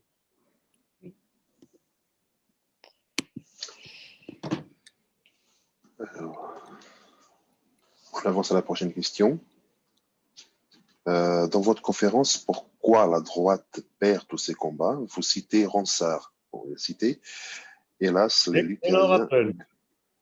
des luthériens, la cause est très mauvaise et la défendent bien, et par malheur fatal, la nôtre est bonne et sainte et la défendons mal. Les protestants utilisaient le français tandis que les catholiques restaient cantonnés au latin. Cette constatation de Ronsard est-elle encore valable aujourd'hui? Et selon vous, quel est le moyen que nous ne mettons pas suffisamment à profit pour défendre notre cause? Eh bien, merci de ce rappel, tout à fait à propos, tout à fait d'époque, approprié à notre époque. Et en fait, j'ai plus ou moins répondu tout à l'heure, quand j'ai rappelé justement que je pose régulièrement la question pourquoi est-ce que la droite perd toujours, et j'ai répondu par deux réponses qui seront dans le prochain éditorial de la politique. D'une part, pas de doctrine. Ah oui, non, mais oui, il y a une doctrine, c'est l'anti-émigration. Est-ce que vous croyez qu'on construit une politique avec uniquement cela? L'anti-immigration, c'est un ensemble, ça fait partie d'un ensemble. Il est évident qu'on est contre l'immigration sauvage telle qu'elle est. Mais ce n'est pas suffisant. Il faut un corps de doctrine. Le corps de doctrine, c'est quoi? Ce sont les principes au nom desquels on gouverne. Et rappelez-vous le mot du président Saint-Lazare quand il disait que la politique est une philosophie en action. Donc, quand on veut renverser un régime, il faut savoir ce que l'on va mettre à la place. Il faut avoir donc des principes et des principes opposés. Pourquoi croyez-vous que je canonne constamment contre les faux principes de la Révolution dite française? Tous les sophismes de la Révolution. C'est que tout ce que nous visons en découle, à commencer par l'annonce de la République universelle. Et rien de nouveau. Donc tout est là, il faut avoir des principes contraires, basés sur l'expérience de l'histoire, Ce n'est comme ça que l'on sait si ces principes peuvent aider à établir la société la meilleure possible. Elle ne sera jamais parfaite du fait de péchés originels, mais on peut essayer d'approcher le mieux possible. Donc voilà pourquoi. Donc, en fait, votre rappel du texte de Ronsard est excellent, parce que effectivement, à travers les âges, ça ne date pas simplement d'aujourd'hui, les milieux catholiques et ceux qui tournent autour du catholicisme ne savent pas se défendre. Et c'est ça, c'est une faiblesse, parce qu'ils n'ont pas la subtilité dialectique, d'une part. Ils croient qu'il suffit de dire les choses telles qu'ils croient devoir la dire, parce que pour eux, c'est la vérité. Et même si c'est la vérité, ce n'est pas suffisant. Il faut la faire passer. En fait, cette citation m'a fait penser à la vision qu'ont les religieux aujourd'hui d'Internet, comme quoi c'est très nocif, mauvais, que ça pervertit la jeunesse, etc. On est exactement dans le même état de fait. Bon, avant, c'était le catholique, la langue vernaculaire face au latin. Ils se défendent en se mettant dans une bulle. Ce n'est pas comme ça qu'ils vont qu'ils vont combattre le monde extérieur. Alors que s'ils étaient beaucoup plus présents sur Internet, et ils pourraient diffuser la vérité bien plus largement. Ils pourraient comprendre ce que prépare l'adversaire et s'en prémunir. Exactement. Et c'était aussi le cas avec Gutenberg, avec les livres, les catholiques étaient contre. Bien entendu, bien entendu. Enfin, je rappelle. Donc on passe à notre cher président Macron. Avez-vous écouté son dernier discours? Qu'en avez-vous pensé? C'est toujours la même chose, un mélange de promesses fallacieuses, on va faire, de menaces, de fausses promesses. Alors, entre autres, je voudrais revenir sur une chose dont on nous bassine les oreilles depuis plusieurs mois, même depuis le premier confinement. C'est de dire à ceux qui sont en train de perdre leur emploi, l'État va vous aider. Alors, première question, avec quel argent? Il n'y a pas d'argent. Donc, Macron endette la France. Suivant cela, la politique inaugurée par Sarkozy, poursuivie par Hollande et maintenant par Macron. Surtout qu'il y a une entourloupe dans l'histoire d'aide aux entrepreneurs, parce qu'ils disent oui, on va vous aider à hauteur de 20% de votre chiffre d'affaires de l'année précédente. Ce qu'ils oublient de préciser, c'est qu'ils plafonnent ce chiffre d'affaires à 100 000 euros. Donc dans tous les cas, c'est... Non, c'est une goutte d'eau. Et en plus de ça, on sait que des entrepreneurs disent qu'ils n'ont toujours rien reçu. Oui, en plus. Tout à fait. Donc c'est un menteur. C'est un menteur. Alors, bon, bien entendu, ceux qui espéraient avoir un assouplissement du confinement sont restés sur leur faim. Ce sont de petits accords. Et alors, il y a une chose que je ne comprends absolument pas. C'est cette espèce de, je ne sais pas comment appeler ça, de haine de Macron envers les restaurateurs. Qu'est-ce qui se passe? Pourquoi empêcher les gens d'aller au restaurant sous prétexte qu'ils vont se contaminer, alors que fatalement, obligatoirement, les gens sont confinés les uns contre les autres dans les transports publics? Mais on se fout de nous. Non, mais il y a un objectif derrière, c'est déjà tuer, c'est parce qu'ils sont indépendants encore, les restaurateurs. Parce qu'ils sont indépendants, voilà ce que j'attendais que vous objectiez. Non, et double objectif, c'est que les gens vont se détendre, vont faire la fête, sauf qu'il ne veut pas que les gens soient heureux, il ne veut pas que les gens changent les esprits. Il veut les rendre malheureux. Le but, aussi. je ne pense pas être un peu apocalyptique. Le but, c'est qu'en ruinant un peuple, en ruinant un pays, on peut, tout au moins espère-t-il, l'obliger à accepter les promesses du nouvel ordre mondial. Manuel, tu allais dire quelque chose? Oui, j'allais ajouter quelque chose. Ou peut-être une chose qui est chère à son cœur, ubériser un peu la société. Parce qu'en ce moment, ce qui fonctionne, ce sont les livreurs où on voit des gens à vélo qui touchent un petit peu de sous pour faire des livraisons toute la journée. Les restaurateurs, ils n'ont pas d'autre choix sinon que de livrer. Les gens je sais pas, restent chez eux, personne ne se voit, chacun reste dans son coin. Tout arrive par la porte. Rappelez-vous ce qu'ils viennent de faire quand ils ont rappelé l'histoire des librairies. Librairie, effectivement, c'est Amazon aussi, comme tu disais, Manuel, qui Oui. sort. Il a, je crois, en un an doublé son bénéfice. Enfin, Alors, je sais qu'il y a un record, il a doublé sa fortune personnel en plus, oui. personnelle en 24 heures, je crois, lors du premier confinement. Alors, tout le monde a vu sur la télévision, vu que les librairies sont fermées, alors les grandes surfaces qui vendent des livres, on va aussi les interdire, on va interdire ci, cela. Donc, on voit beaucoup d'images où les gens mettent des obstacles pour que les gens n'achètent pas certaines choses qui sont considérées comme non essentielles. Par contre, Amazon vend de tout. Même, j'ai découvert, peut-être que ça date, il y a longtemps, j'ai découvert récemment qu'ils vendaient même des paniers viande, paniers poisson, boissons, tout. Tout. On peut faire ses courses sur Amazon, carrément. On n'a plus besoin tous les petits commerçants sont en train de mourir à petit feu, en train de mettre la clé sur la porte, mais les premiers à attaquer sont les commerçants. On ferme les restaurants, on ferme les théâtres, on ferme les librairies, on ferme tout cela. Mais bon, Macron est quand même grand prince, il nous libère pour Noël, non ? On va voir. Il y a un nombre restreint. Il y a un nombre restreint de personnes, je crois, non? Oui. Alors, il y a cette histoire. Alors, je crois que c'est... Pour répondre tout de même, parce que je crois qu'il faut terminer sur cette question concernant le discours de Macron. Il y a une chose que j'ai retenue qui m'a un petit peu surpris. Je ne m'attendais pas à ça, mais je n'y crois pas.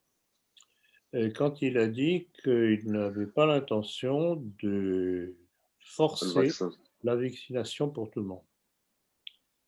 Mais, et merci Diane de m'avoir envoyé ce document, cette déclaration de Christophe Barbier. Barbier, exactement. C'est hallucinant. Le vaccin à peine annoncé, la question est déjà là. Faut-il rendre la vaccination contre la Covid obligatoire ? Chose étrange, la France, pays de Pasteur, est plus rétive que beaucoup d'autres nations à la vaccination, une sorte de phénomène obscurantiste inquiétant. Quand le vaccin contre la Covid va arriver, faut-il le rendre obligatoire ? D'abord, prenons en compte le cas de tous ceux qui ne peuvent pas être vaccinés pour des raisons médicales, des allergies ou autres problèmes. Il faudra bien leur faire une place dans la société malgré cette impossibilité. Ensuite, pour les autres, ceux qui se méfient de ce qu'on leur inocule, ceux qui tombent souvent dans le complotisme, il faut être coercitif, mais plus malin peut-être qu'une obligation de type militaire. On ne va pas mettre les gens en prison. Eh bien, instaurons donc une règle. Si vous n'êtes pas vacciné, vous ne pouvez plus aller au restaurant, vous ne pouvez plus aller au théâtre, vous ne pouvez plus prendre l'avion. Vous êtes de vous-même retiré de la vie collective, vous êtes auto-confiné. Il faudra avoir son certificat de vaccination comme un laissez-passer pour être dans la société.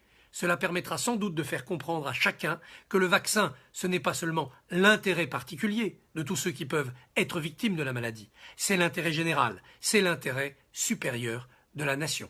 C'est hallucinant. Donc, c'est le même coup que nous a fait la juive Agnès Buzyn quant au vaccin, au nouveau vaccin pour les enfants. Vous ne voulez pas vacciner votre enfant ? Eh bien, vous ne pourrez pas bénéficier des crèches, vous ne pourrez pas les scolariser, etc., etc., etc. Donc, c'est la dictature hypocrite dans toute sa beauté. Il serait temps que les Français ouvrent leurs petits yeux.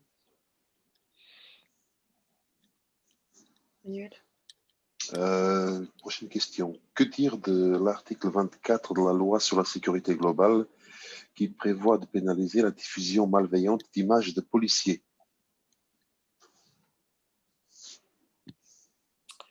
Ah ben, je trouve ça magnifique, belle liberté d'expression. Donc, les policiers aux ordres du pouvoir pourront éborgner, tuer des manifestants sans qu'on ait la moindre image pour pouvoir remonter aux responsables et pour tout de même forcer un petit peu la main aux au ministre de l'Intérieur du moment pour que ceux ou ces policiers soient condamnés ou évacuer des forces de police. Donc voilà, on pourra matraquer, tuer en silence, sans problème. Alors que Elle n'est pas belle la vie. Le fait de les filmer, ou même il y avait une proposition comme vis-à-vis des policiers qui qui portent des caméras sur eux pour se protéger dans ce genre, dans certains cas, que la vérité triomphe. Maintenant, ça devient interdit, complètement interdit. La vérité. Ah, c'est la vieille formule révolutionnaire, il n'y a pas de liberté pour les ennemis de la liberté. Oui. Quels sont les ennemis de la liberté aujourd'hui?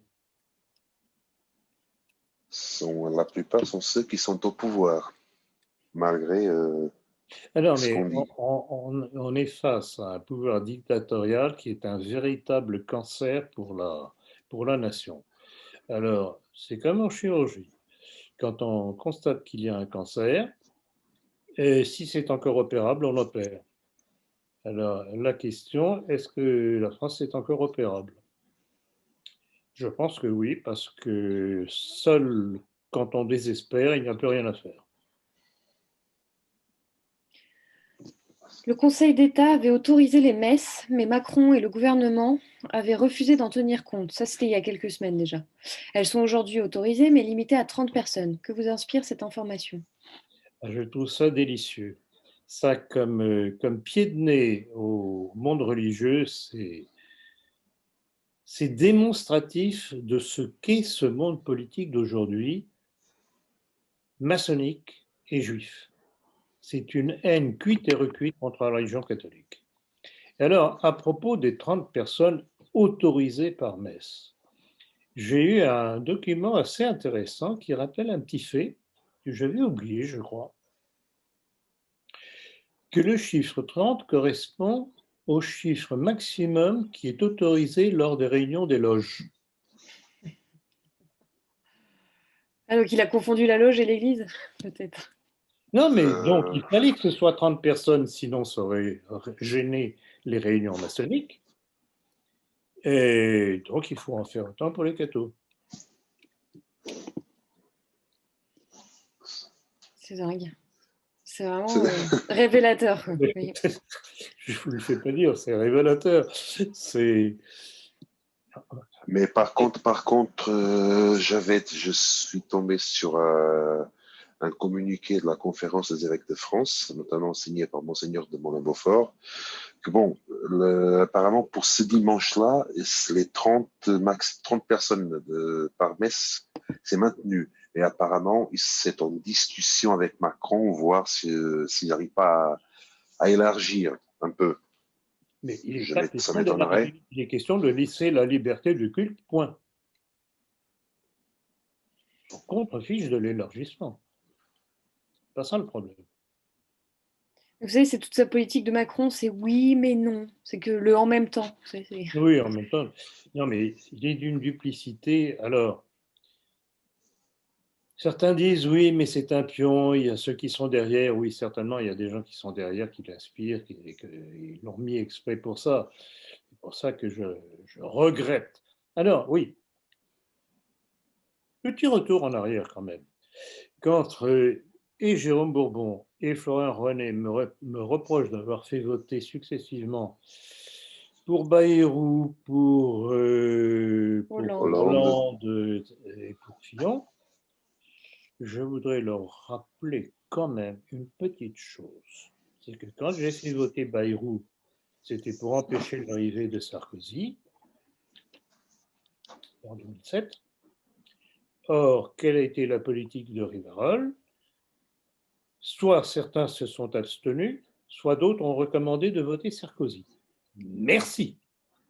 Bourbon s'est abstenu. Il s'est abstenu de prendre position sur le vote en 2007. Alors, en faisant voter Hollande, pourquoi? Parce que là encore, je préférais avoir un ennemi avéré qu'un faux ami tel que Sarkozy qui endormait les bien-pensants en général, donc le monde catholique en général, parce qu'il était catalogué droite libérale, les républicains, etc. Non, mais c'est une stratégie qui se défend Et le tout à fait. résultat de ma stratégie, c'est que Hollande arrive au pouvoir, les bons bourgeois se sont dit mais c'est un socialiste épouvantable, c'est épouvantable. Et il y a eu en réaction la manif pour tous. Il n'y aurait jamais eu si ça avait été Sarkozy. Oui, mais le résultat est le même, ça n'a rien changé. Bon, ça n'a rien changé parce que Valls, très bien manœuvré, puis il a cassé du bourgeois, hein, quand on sait comment ça s'est passé sur le terrain. Et puis, pourquoi est-ce que j'ai fait voter Fillon? C'est pour éviter que Macron n'arrive au pouvoir.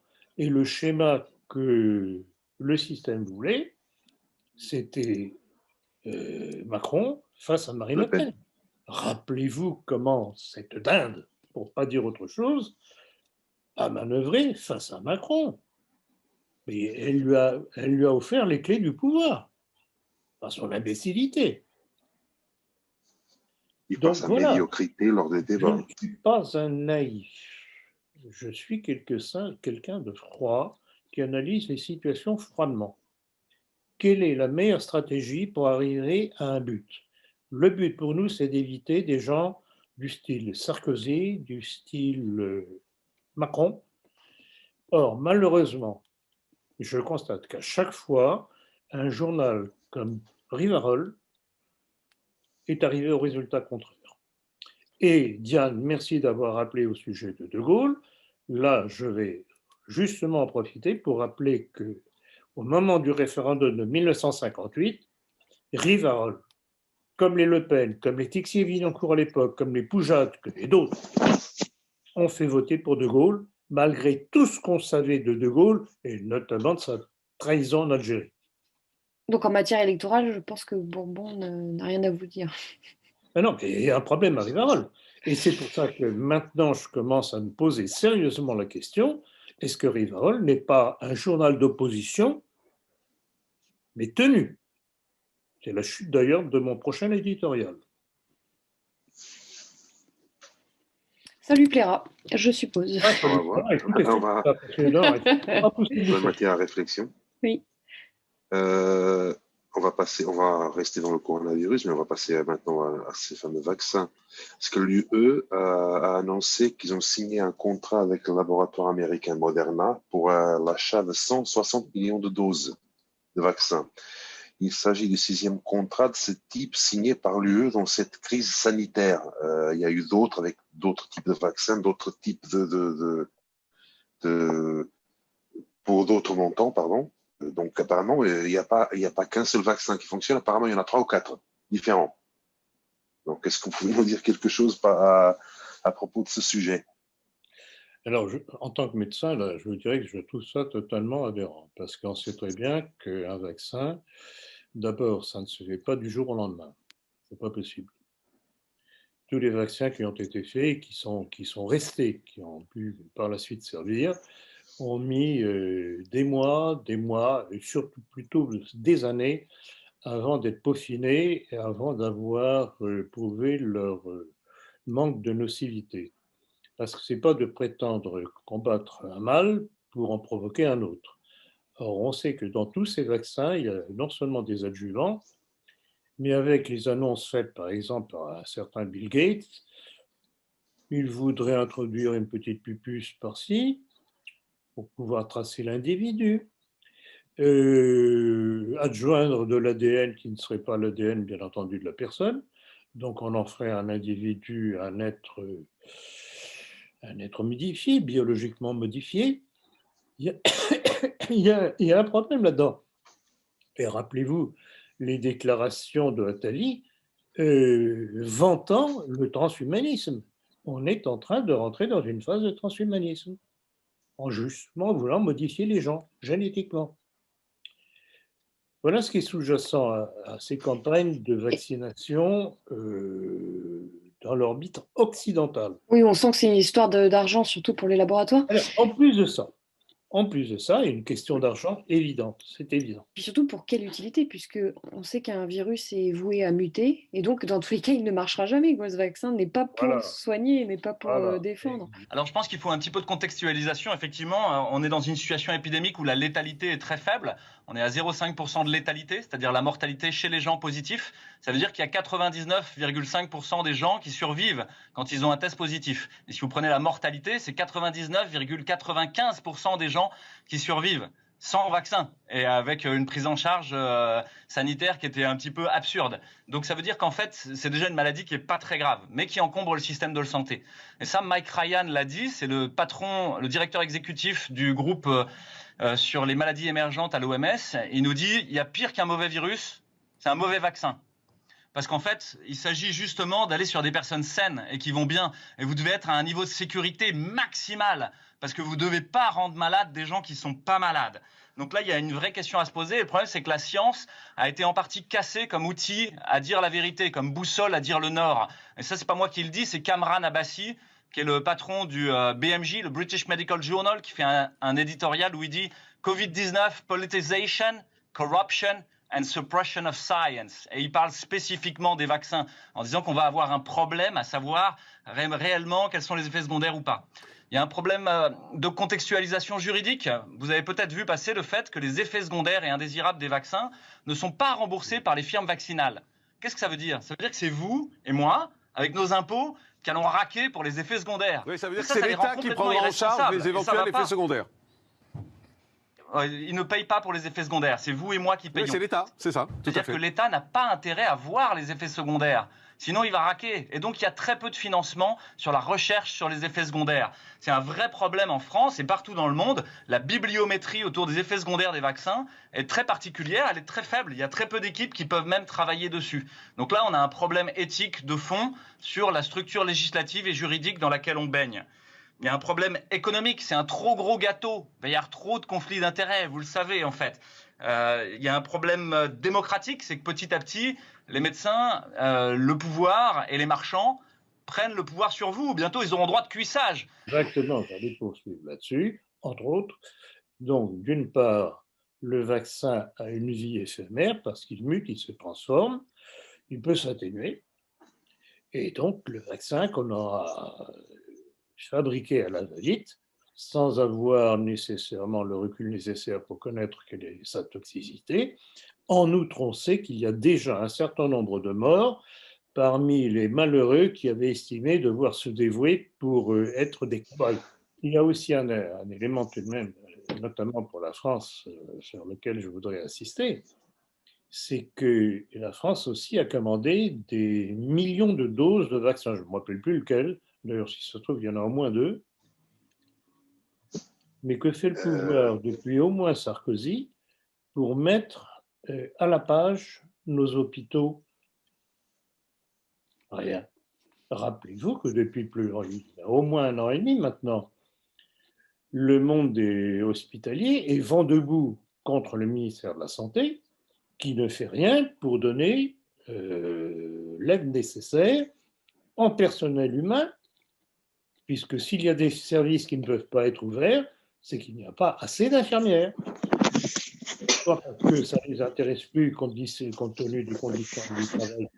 Ce personnel médical et paramédical n'a pas les moyens matériels aussi, l'équipement matériel pour pouvoir remplir leurs tâches. Donc tout ça, c'est de la poudre aux yeux. Rappelez-vous les promesses de d'Agnès Buzyn, quand elle recevait les représentants du milieu hospitalier. Oui, on va faire. Macron, c'est la même chose. Mais par contre, trouver de l'argent pour acheter des millions de doses de vaccins, ça oui, c'est de l'argent. Mais pour refabriquer l'institut, la structure hospitalière en France, ne serait-ce que rouvrir tous les hôpitaux qui ont été fermés en province, la France devient un désert médical. Mais rappelez-vous, il avait dit, alors je ne sais plus où, mais il faut que je retrouve la vidéo, où il dit à des infirmières, je suis désolé, il n'y a pas d'argent magique. Donc, il n'y a pas d'argent magique pour l'hôpital. Par contre, l'argent magique pour acheter toutes ces doses est apparu du jour au lendemain. D'où, je ne sais pas, mais... Alors, Jacques Attali, pardon. Rappelez-vous, c'était dans le dernier numéro de La Politique aussi, cette recension que l'on avait fait, c'était sur base d'un article, je crois, de François, qui est certainement un des médias, bon, malheureusement, ce n'est pas sur papier, c'est sur Internet, c'est certainement un des médias les plus honnêtes actuellement, qui donnait la liste de tous les professeurs, chefs de service des hôpitaux de France, à tous, même des non connus, d'hôpitaux très connus, qui recevaient l'argent de Big Pharma, et notamment du laboratoire Gilead. Alors, voulez-vous rappeler à ceux qui nous écoutent qu'est-ce que c'est que ce laboratoire Gilead? Ça vient d'un nom biblique, quoi. Déjà, Galad, c'est un nom d'une terre, mais aussi un prénom d'hébreu. Non, et alors en plus de ça... dont le patron est un juif, est un israélite. Voilà. Ah, comme c'est curieux. Ouais, rien d'étonnant. Donc voilà, c'est eux qui arrosent les milieux des responsables d'hôpitaux, et ce sont eux d'ailleurs qui tombent par un raccourci sur les professeurs Raoult, professeur Perron, Toussaint, même Toubiana, qui pourtant est d'origine juive. Alors, autre juif, c'est Jacques Attali qui appelle à détruire les réseaux sociaux. Il annonce également que le danger, c'est que la connaissance ne passe plus par le cursus hiérarchique. Que vous inspire ces déclarations? Ah ben, il a raison, cet homme. De leur point de vue, bien sûr. Et justement, c'est ça leur panique. C'est dangereux pour eux. C'est qu'il y a un contre-pouvoir d'information au travers des réseaux sociaux. Et il est certain que sans Internet, nous n'aurions pas la puissance de frappe que nous avons. Quand je vois le nombre de gens qui, soit sur les mails, soit par écrit, soit par lettre, soit sur Facebook, m'écrivent, mais me disent « je vous ai découvert, vous expliquez ce que je ne comprenais pas, vous avez... etc., etc., etc. » Si on n'avait pas eu l'outil d'Internet, avec la possibilité de mettre les conférences et les entretiens que nous faisons, il est certain qu'on n'arriverait pas à toucher cette multitude de gens. En fait, Internet joue le rôle que devrait jouer la presse, en quelque sorte. Exactement, mais c'est une contre-presse. Mais c'est ça qui indispose justement Attali. Il faut toujours écouter et lire Attali, parce qu'il annonce les choses à l'avance, parce qu'il est un des sages, entre guillemets, qui mène le monde. Du Sanhédrin. On va vous traiter encore de complotiste, parce que bon... Bien sûr que je suis complotiste. S'il y a un complot, et bon sang, Dieu sait si on a toutes les preuves nécessaires pour le démontrer, simplement il y a soit les imbéciles, soit ceux qui sont achetés. Oui, parce que bon... Notre ami Attali, il est quand même un visionnaire parce qu'il s'est vanté d'avoir fabriqué Macron, il a été conseiller spécial de Mitterrand. Tous les présidents, quasiment. Depuis Mitterrand, tous les présidents. Il a fabriqué Macron, il a même dit que le prochain président, ça sera une femme, et qu'il croyait déjà même savoir qui c'était. Or, vous, je me souviens, vous avez allé à un moment donné, vous avez suggéré Marion Maréchal. Non, j'avais plaisanté. Oui, attendez. Oui, bon, je vais terminer. Donc, lui, plus tard, il a dit que, on a pensé, vous avez juste dit, il dit non, je sais que certains ont pensé à Marion Maréchal, mais c'est pas Marion Maréchal, c'est quelqu'un d'autre. Alors, il a annoncé que ça serait une femme. Pourtant, actuellement, on essaye de nous vendre le général Pierre de Villiers comme pour les prochaines présidentielles. Notamment de la part de la même Marion, de la part de, je ne sais pas si c'est par du Rassemblement National, je ne sais pas, j'ai un doute. Ah mais par exemple, Marine Le Pen a fait appel à lui. Oui, alors, qu'est-ce que vous pouvez nous dire sur le personnage, sur Pierre de Villiers déjà? Est-ce qu'il serait présidentiable? Oui, alors je vais y venir. Bon, alors je voudrais faire allusion à quelques petits faits que j'ai vus dernièrement. Oui. D'une part, bien entendu, les sondages commencent à nous annoncer qu'il ferait au moins 20%.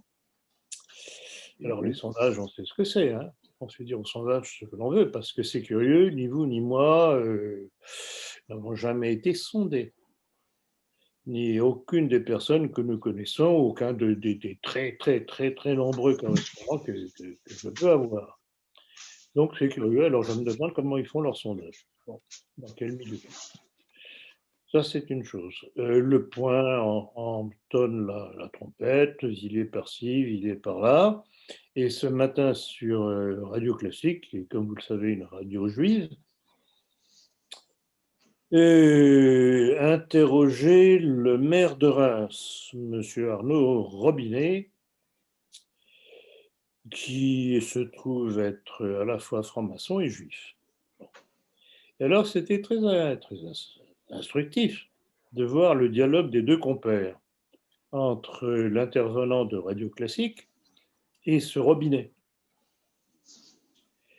Et alors, il pérorait, il passait en revue les candidats possibles pour les Républicains, parce que le Robinet fait partie des Républicains. Et curieusement, je n'ai pas entendu citer le nom de Bruno Retailleau, qui pourtant a fait acte de candidature. Il a même écrit une lettre très longue de profession de foi qui est pas mal. Soit petit reproche, une petite allusion à De Gaulle, mais nettement moins appuyé qu'avec Fillon. Et le reste, on ne peut qu'y souscrire pour remettre de l'ordre dans le pays. Et puis, dans leur péroraison, c'était les deux compères, finalement, tous les deux pleuraient sur le fait que François Baroin n'ait pas voulu se porter candidat, je ne sais pas très bien pourquoi.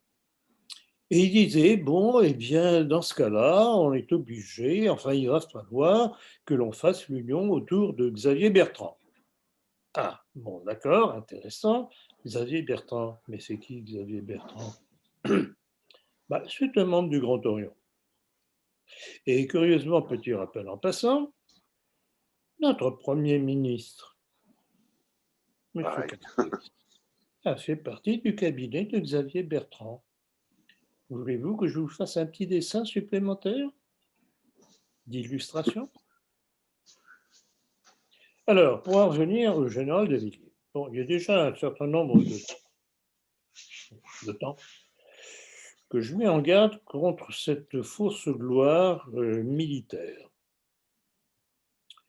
Pour une raison très simple, c'est qu'on sait d'une part qu'il est sioniste, et rappelez-vous, on a publié dans La Politique, et notamment dans le dernier numéro de La Politique, on a publié la photo du général de Villiers recevant de la part des instances juives européennes une menorah.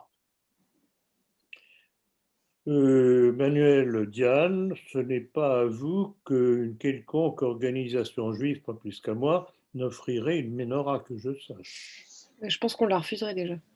Et en plus de ça. Donc ça veut dire que c'était en remerciement de bons et loyaux services. Non? Bon, en plus de ça, rappelez-vous, on l'avait signalé à l'époque, quand atteint par la limite d'âge, le général Pierre de Villiers a pris sa retraite, qu'a-t-il fait?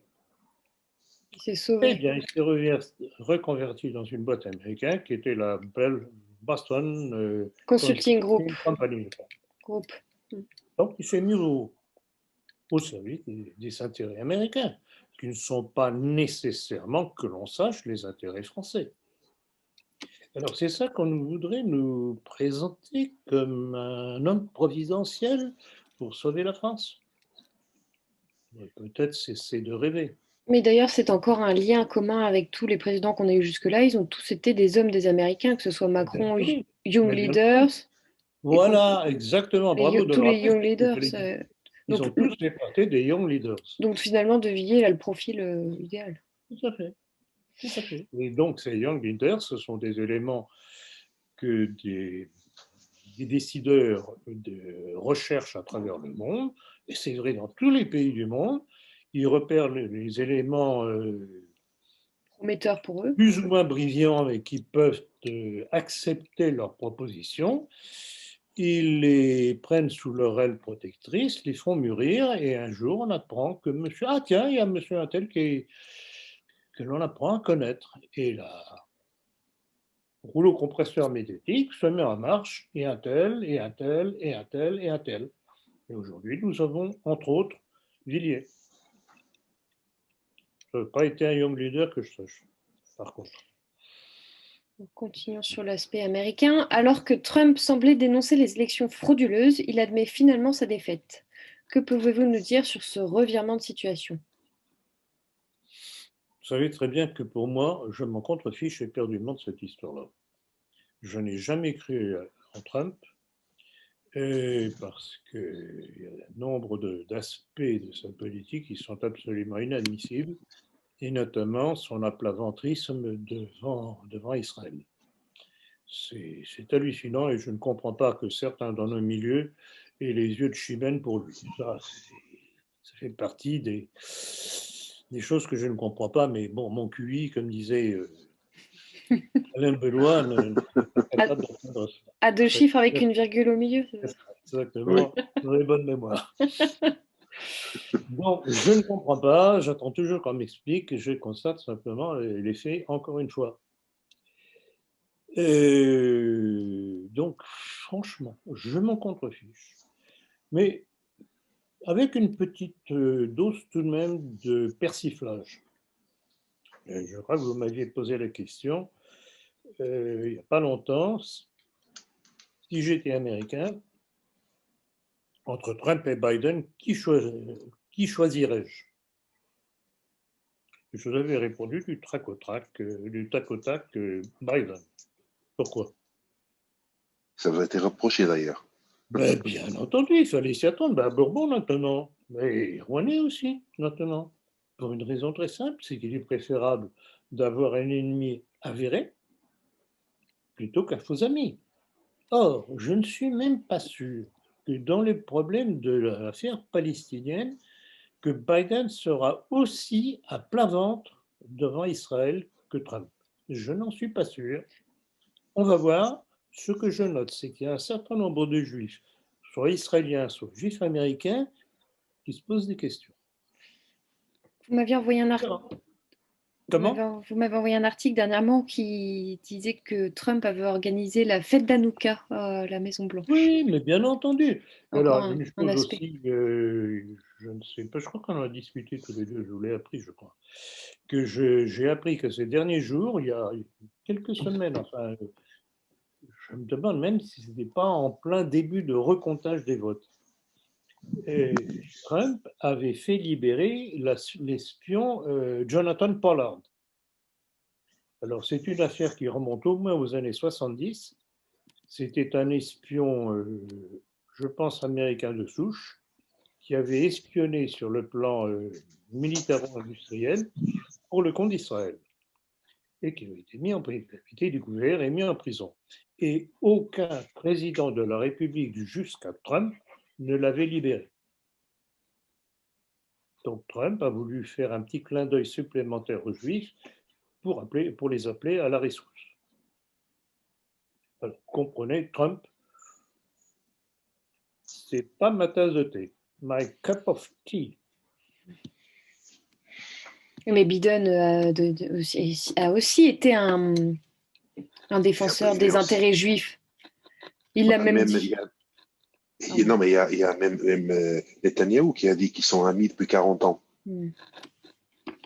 On verra, je sais, et rappelez-vous aussi ce texte j'en reparle dans mon prochain livre aussi, parce que c'est très, très, très intéressant quand Biden fait des considérations sur ce qu'est l'Amérique, etc., et qu'il en arrive à la conclusion que, selon lui, l'Amérique, en fait, c'est l'héritage juif. Très, très intéressant comme déclaration. Et c'est doublement intéressant parce que la suite de cette déclaration, qui n'est pas très ancienne, je ne me rappelle plus exactement quand, les milieux juifs américains ont dit oh là là, non, il ne faut pas exagérer, etc. Ils étaient visiblement mal à l'aise que quelqu'un de connu comme Biden, c'était avant les présidentielles, mette en lumière leur importance sur la politique américaine. Ils préfèrent avancer. Oui, mais attends, est-ce que vous ne craignez pas, par exemple, Biden, bon, il a gagné les élections, point. Il n'y a plus rien à faire. Mais il y a Donald Trump qui avait proposé son fameux deal du siècle. Est-ce qu'avec Biden, on ne va peut-être pas assister à une recrudescence de guerre au Moyen-Orient? Parce qu'il faut qu'on même le dire, sous Trump, il n'y a pas eu de nouvelle guerre. Il a maintenu... Vous voulez rire, Manuel? Ah non, pas de nouvelles. Vous trouvez qu'en Syrie, Trump... Non, il a maintenu. Non, il a maintenu toujours l'envoi de subsides, l'envoi de troupes américaines. C'est ça. Qui occupent un du territoire. Il n'a pas déclenché. Il n'a pas déclenché, il a maintenu. Que petits amis, soyez pas naïfs et oh. Qui est-ce qui a fait liquider le général iranien Soleimani? C'est une guerre, je regrette beaucoup. C'est une guerre insidieuse, hypocrite, mais c'est une guerre. On n'est pas dans la Troisième Guerre mondiale, mais on passe d'étapes de guerre locale plus ou moins hypocrites et avouées. Pourquoi croyez-vous que Trump soutient Israël comme il le fait? Mais il soutient Israël, comme l'avait fait Bush d'ailleurs, en vue du grand Israël. Et justement, c'est pour ça que la reconquête du territoire syrien par Bachar el-Assad, aidé en cela par l'aide russe de Vladimir Poutine, les dérange autant. J'ai cité tout à l'heure au début de l'entretien, je fais ce rappel de la ministre juive de la Justice, Ayelet Shaked, dans lequel elle menaçait Vladimir Poutine que s'il n'obéissait pas à Israël, ce serait sa perte. Nous sommes en guerre.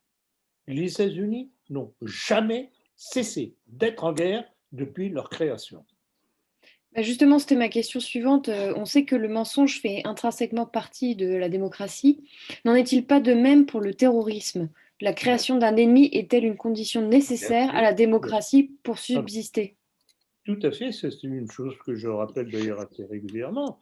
Et d'ailleurs, j'ai fait déjà le rappel que l'on était passé du méchant indien. Rappelez-vous les films de cow-boy. Le malheureux cow-boy qui défendait quoi? Il défendait rien du tout. Non, il arrivait. Il aidait à la conquête de terre et de territoire qui ne lui appartenait pas. Et puis toute la suite. Ensuite, on a eu le méchant Hitler. Ah oui, ça a bien marché, effectivement. Ensuite, on a eu le méchant Saddam Hussein. Ça a très bien marché aussi. Ensuite, on a eu le méchant...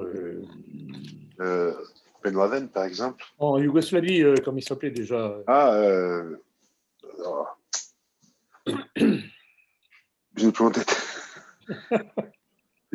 Oui, mais après lui, il y a eu Ben Laden. Il y a eu le méchant Ben Laden. Mais il y a eu toute une succession. Ben Laden qui a été fabriqué par qui?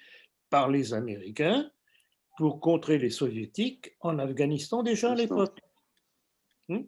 Et puis on nous a ressorti Ben Laden pour faire passer la fable du 11 septembre 2001. Et puis il y a eu, à la suite de ça, bien entendu, la fable contre ce malheureux Saddam Hussein, que franchement était le dindon de la farce. Parce que les Américains s'étaient déjà servis de lui pour essayer de renverser l'Iran. L'Iran qui, avec Mossadegh, avait dit, bon, maintenant, ça suffit, hein. Vous, les Américains et les Anglais, dehors. Le pétrole, ça nous appartient. Qu'est-ce qui est arrivé? Coup d'État. C'était pas bien du tout. Donc, il fallait faire la peau aux Iraniens. Et les États-Unis se sont servis de l'Irak, notamment en lui fournissant des gaz. Et quand on nous a monté tout le cinéma contre Saddam Hussein, on nous a ressorti le gaz que les Irakiens utiliseraient. C'était le gaz que les Américains avaient déjà donné. Et vous voyez, vous parlez de mensonges justement et de terrorisme, mais le terrorisme est américain, judéo-américain.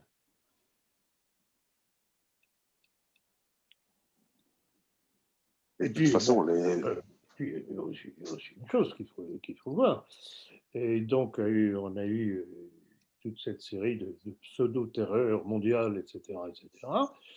Et maintenant, on est en train de nous construire un islam criminogène. Ah oui, mais lequel? Lequel?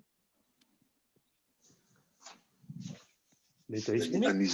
L'État islamique, dont un certain Fabius faisait l'éloge au travers de la structure Al-Nosra. Oui, qui fait du bon boulot.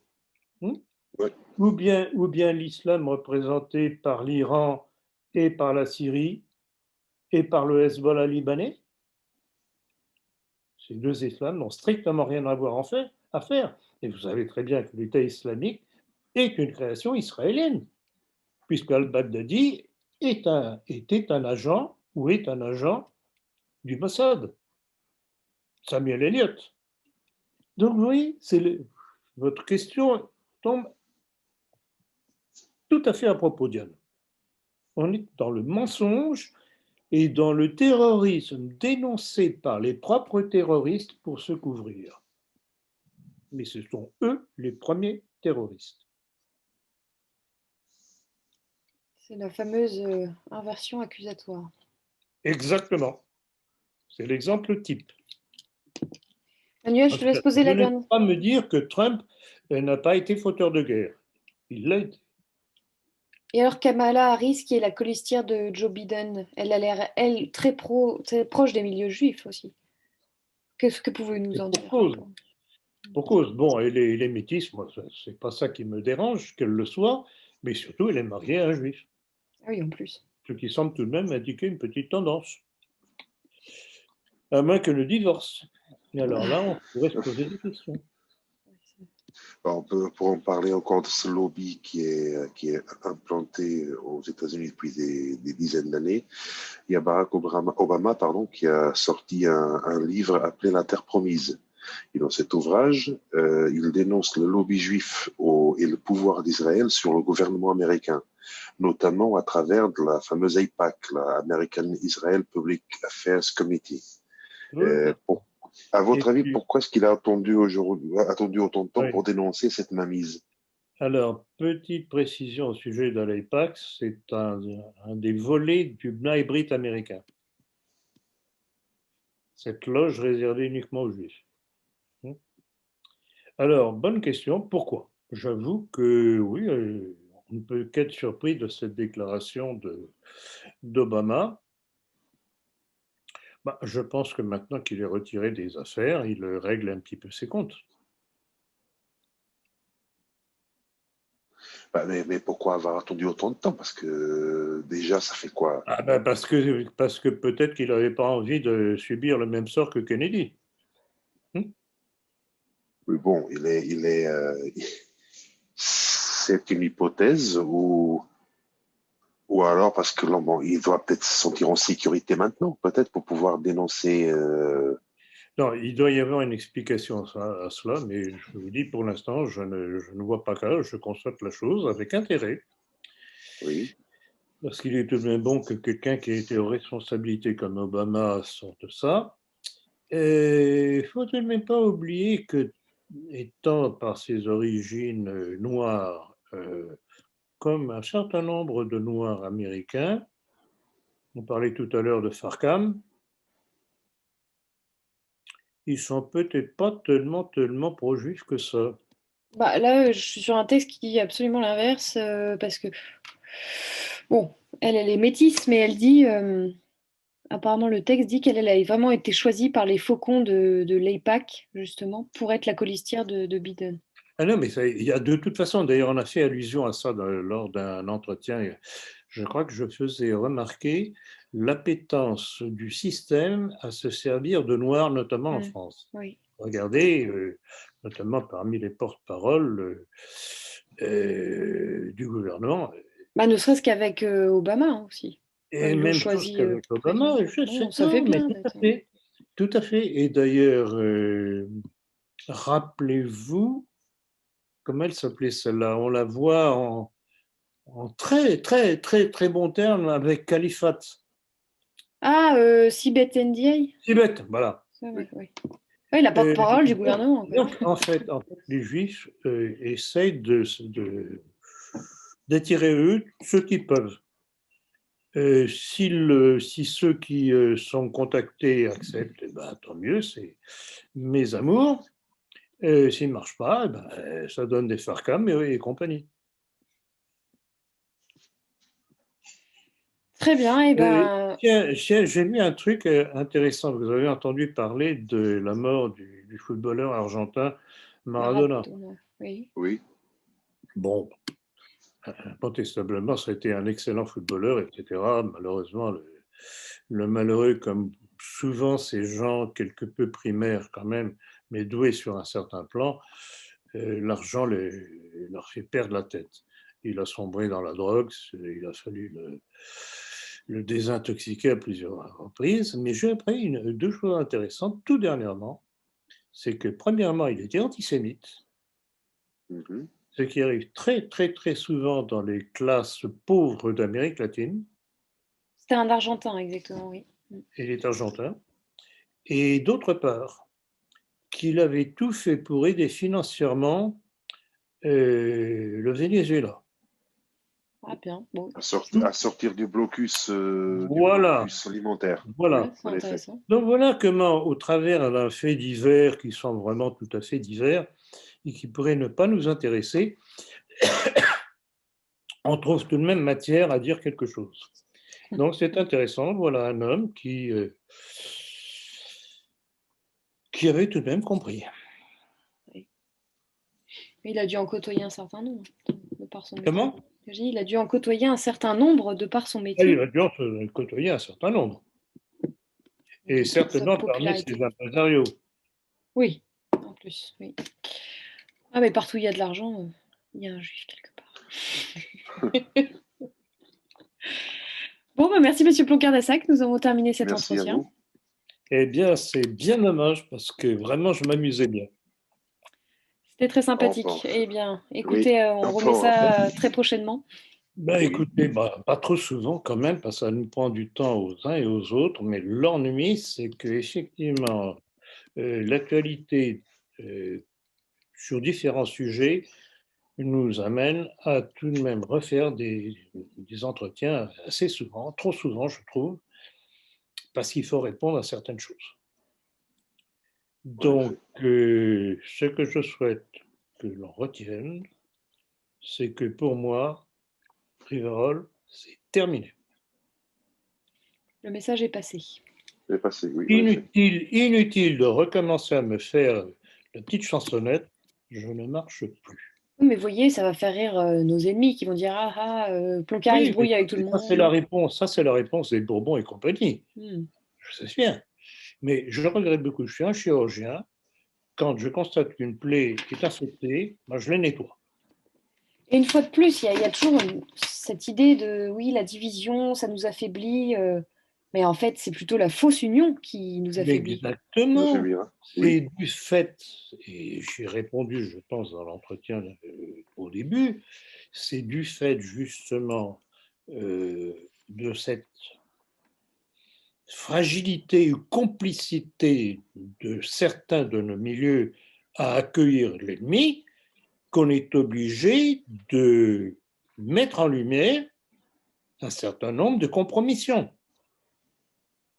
Alors, qu'on me fasse le petit chantage, que je divise, etc., ou que justement, si je ne suis pas poursuivi, ce qui est faux, j'ai été poursuivi, y compris par la LICRA, mais c'était tellement mal bâti leur truc, ça n'a pas pu aboutir. Bon, jusqu'au prochain numéro. C'est un faux argument. Si je ne suis pas condamné aussi, c'est que je ne suis pas aussi primaire que les Ristel et compagnie et Soral,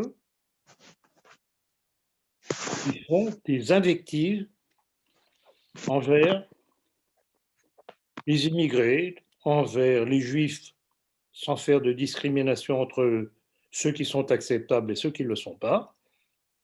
Il faut rester toujours correct face à l'ennemi. Mais je crois que c'est ça qui m'évite tout de même un certain nombre de petits problèmes devant la 17e chambre. je ne combats l'ennemi qu'à partir de ses propres textes, sans injure. Après, comme je répète constamment, les gens intelligents comprendront, les autres n'ont aucun intérêt. Bon, et là-dessus, chers amis... Bonne soirée. Et puis, une fois de plus, les gens intelligents comprennent que c'est les fausses alliances qui nous séparent, enfin, qui nous font défier, effectivement. Ça, les gens intelligents comprennent, et puis les autres, c'est « Ah, on doit faire ami-ami avec tout le monde. » quoi.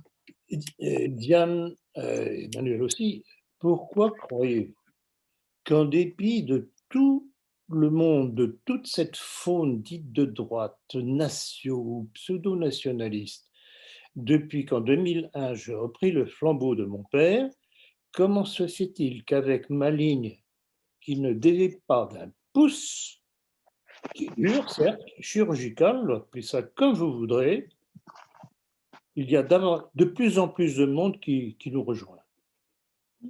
C'est que les gens trouvent une réponse aux questions. C'est tout.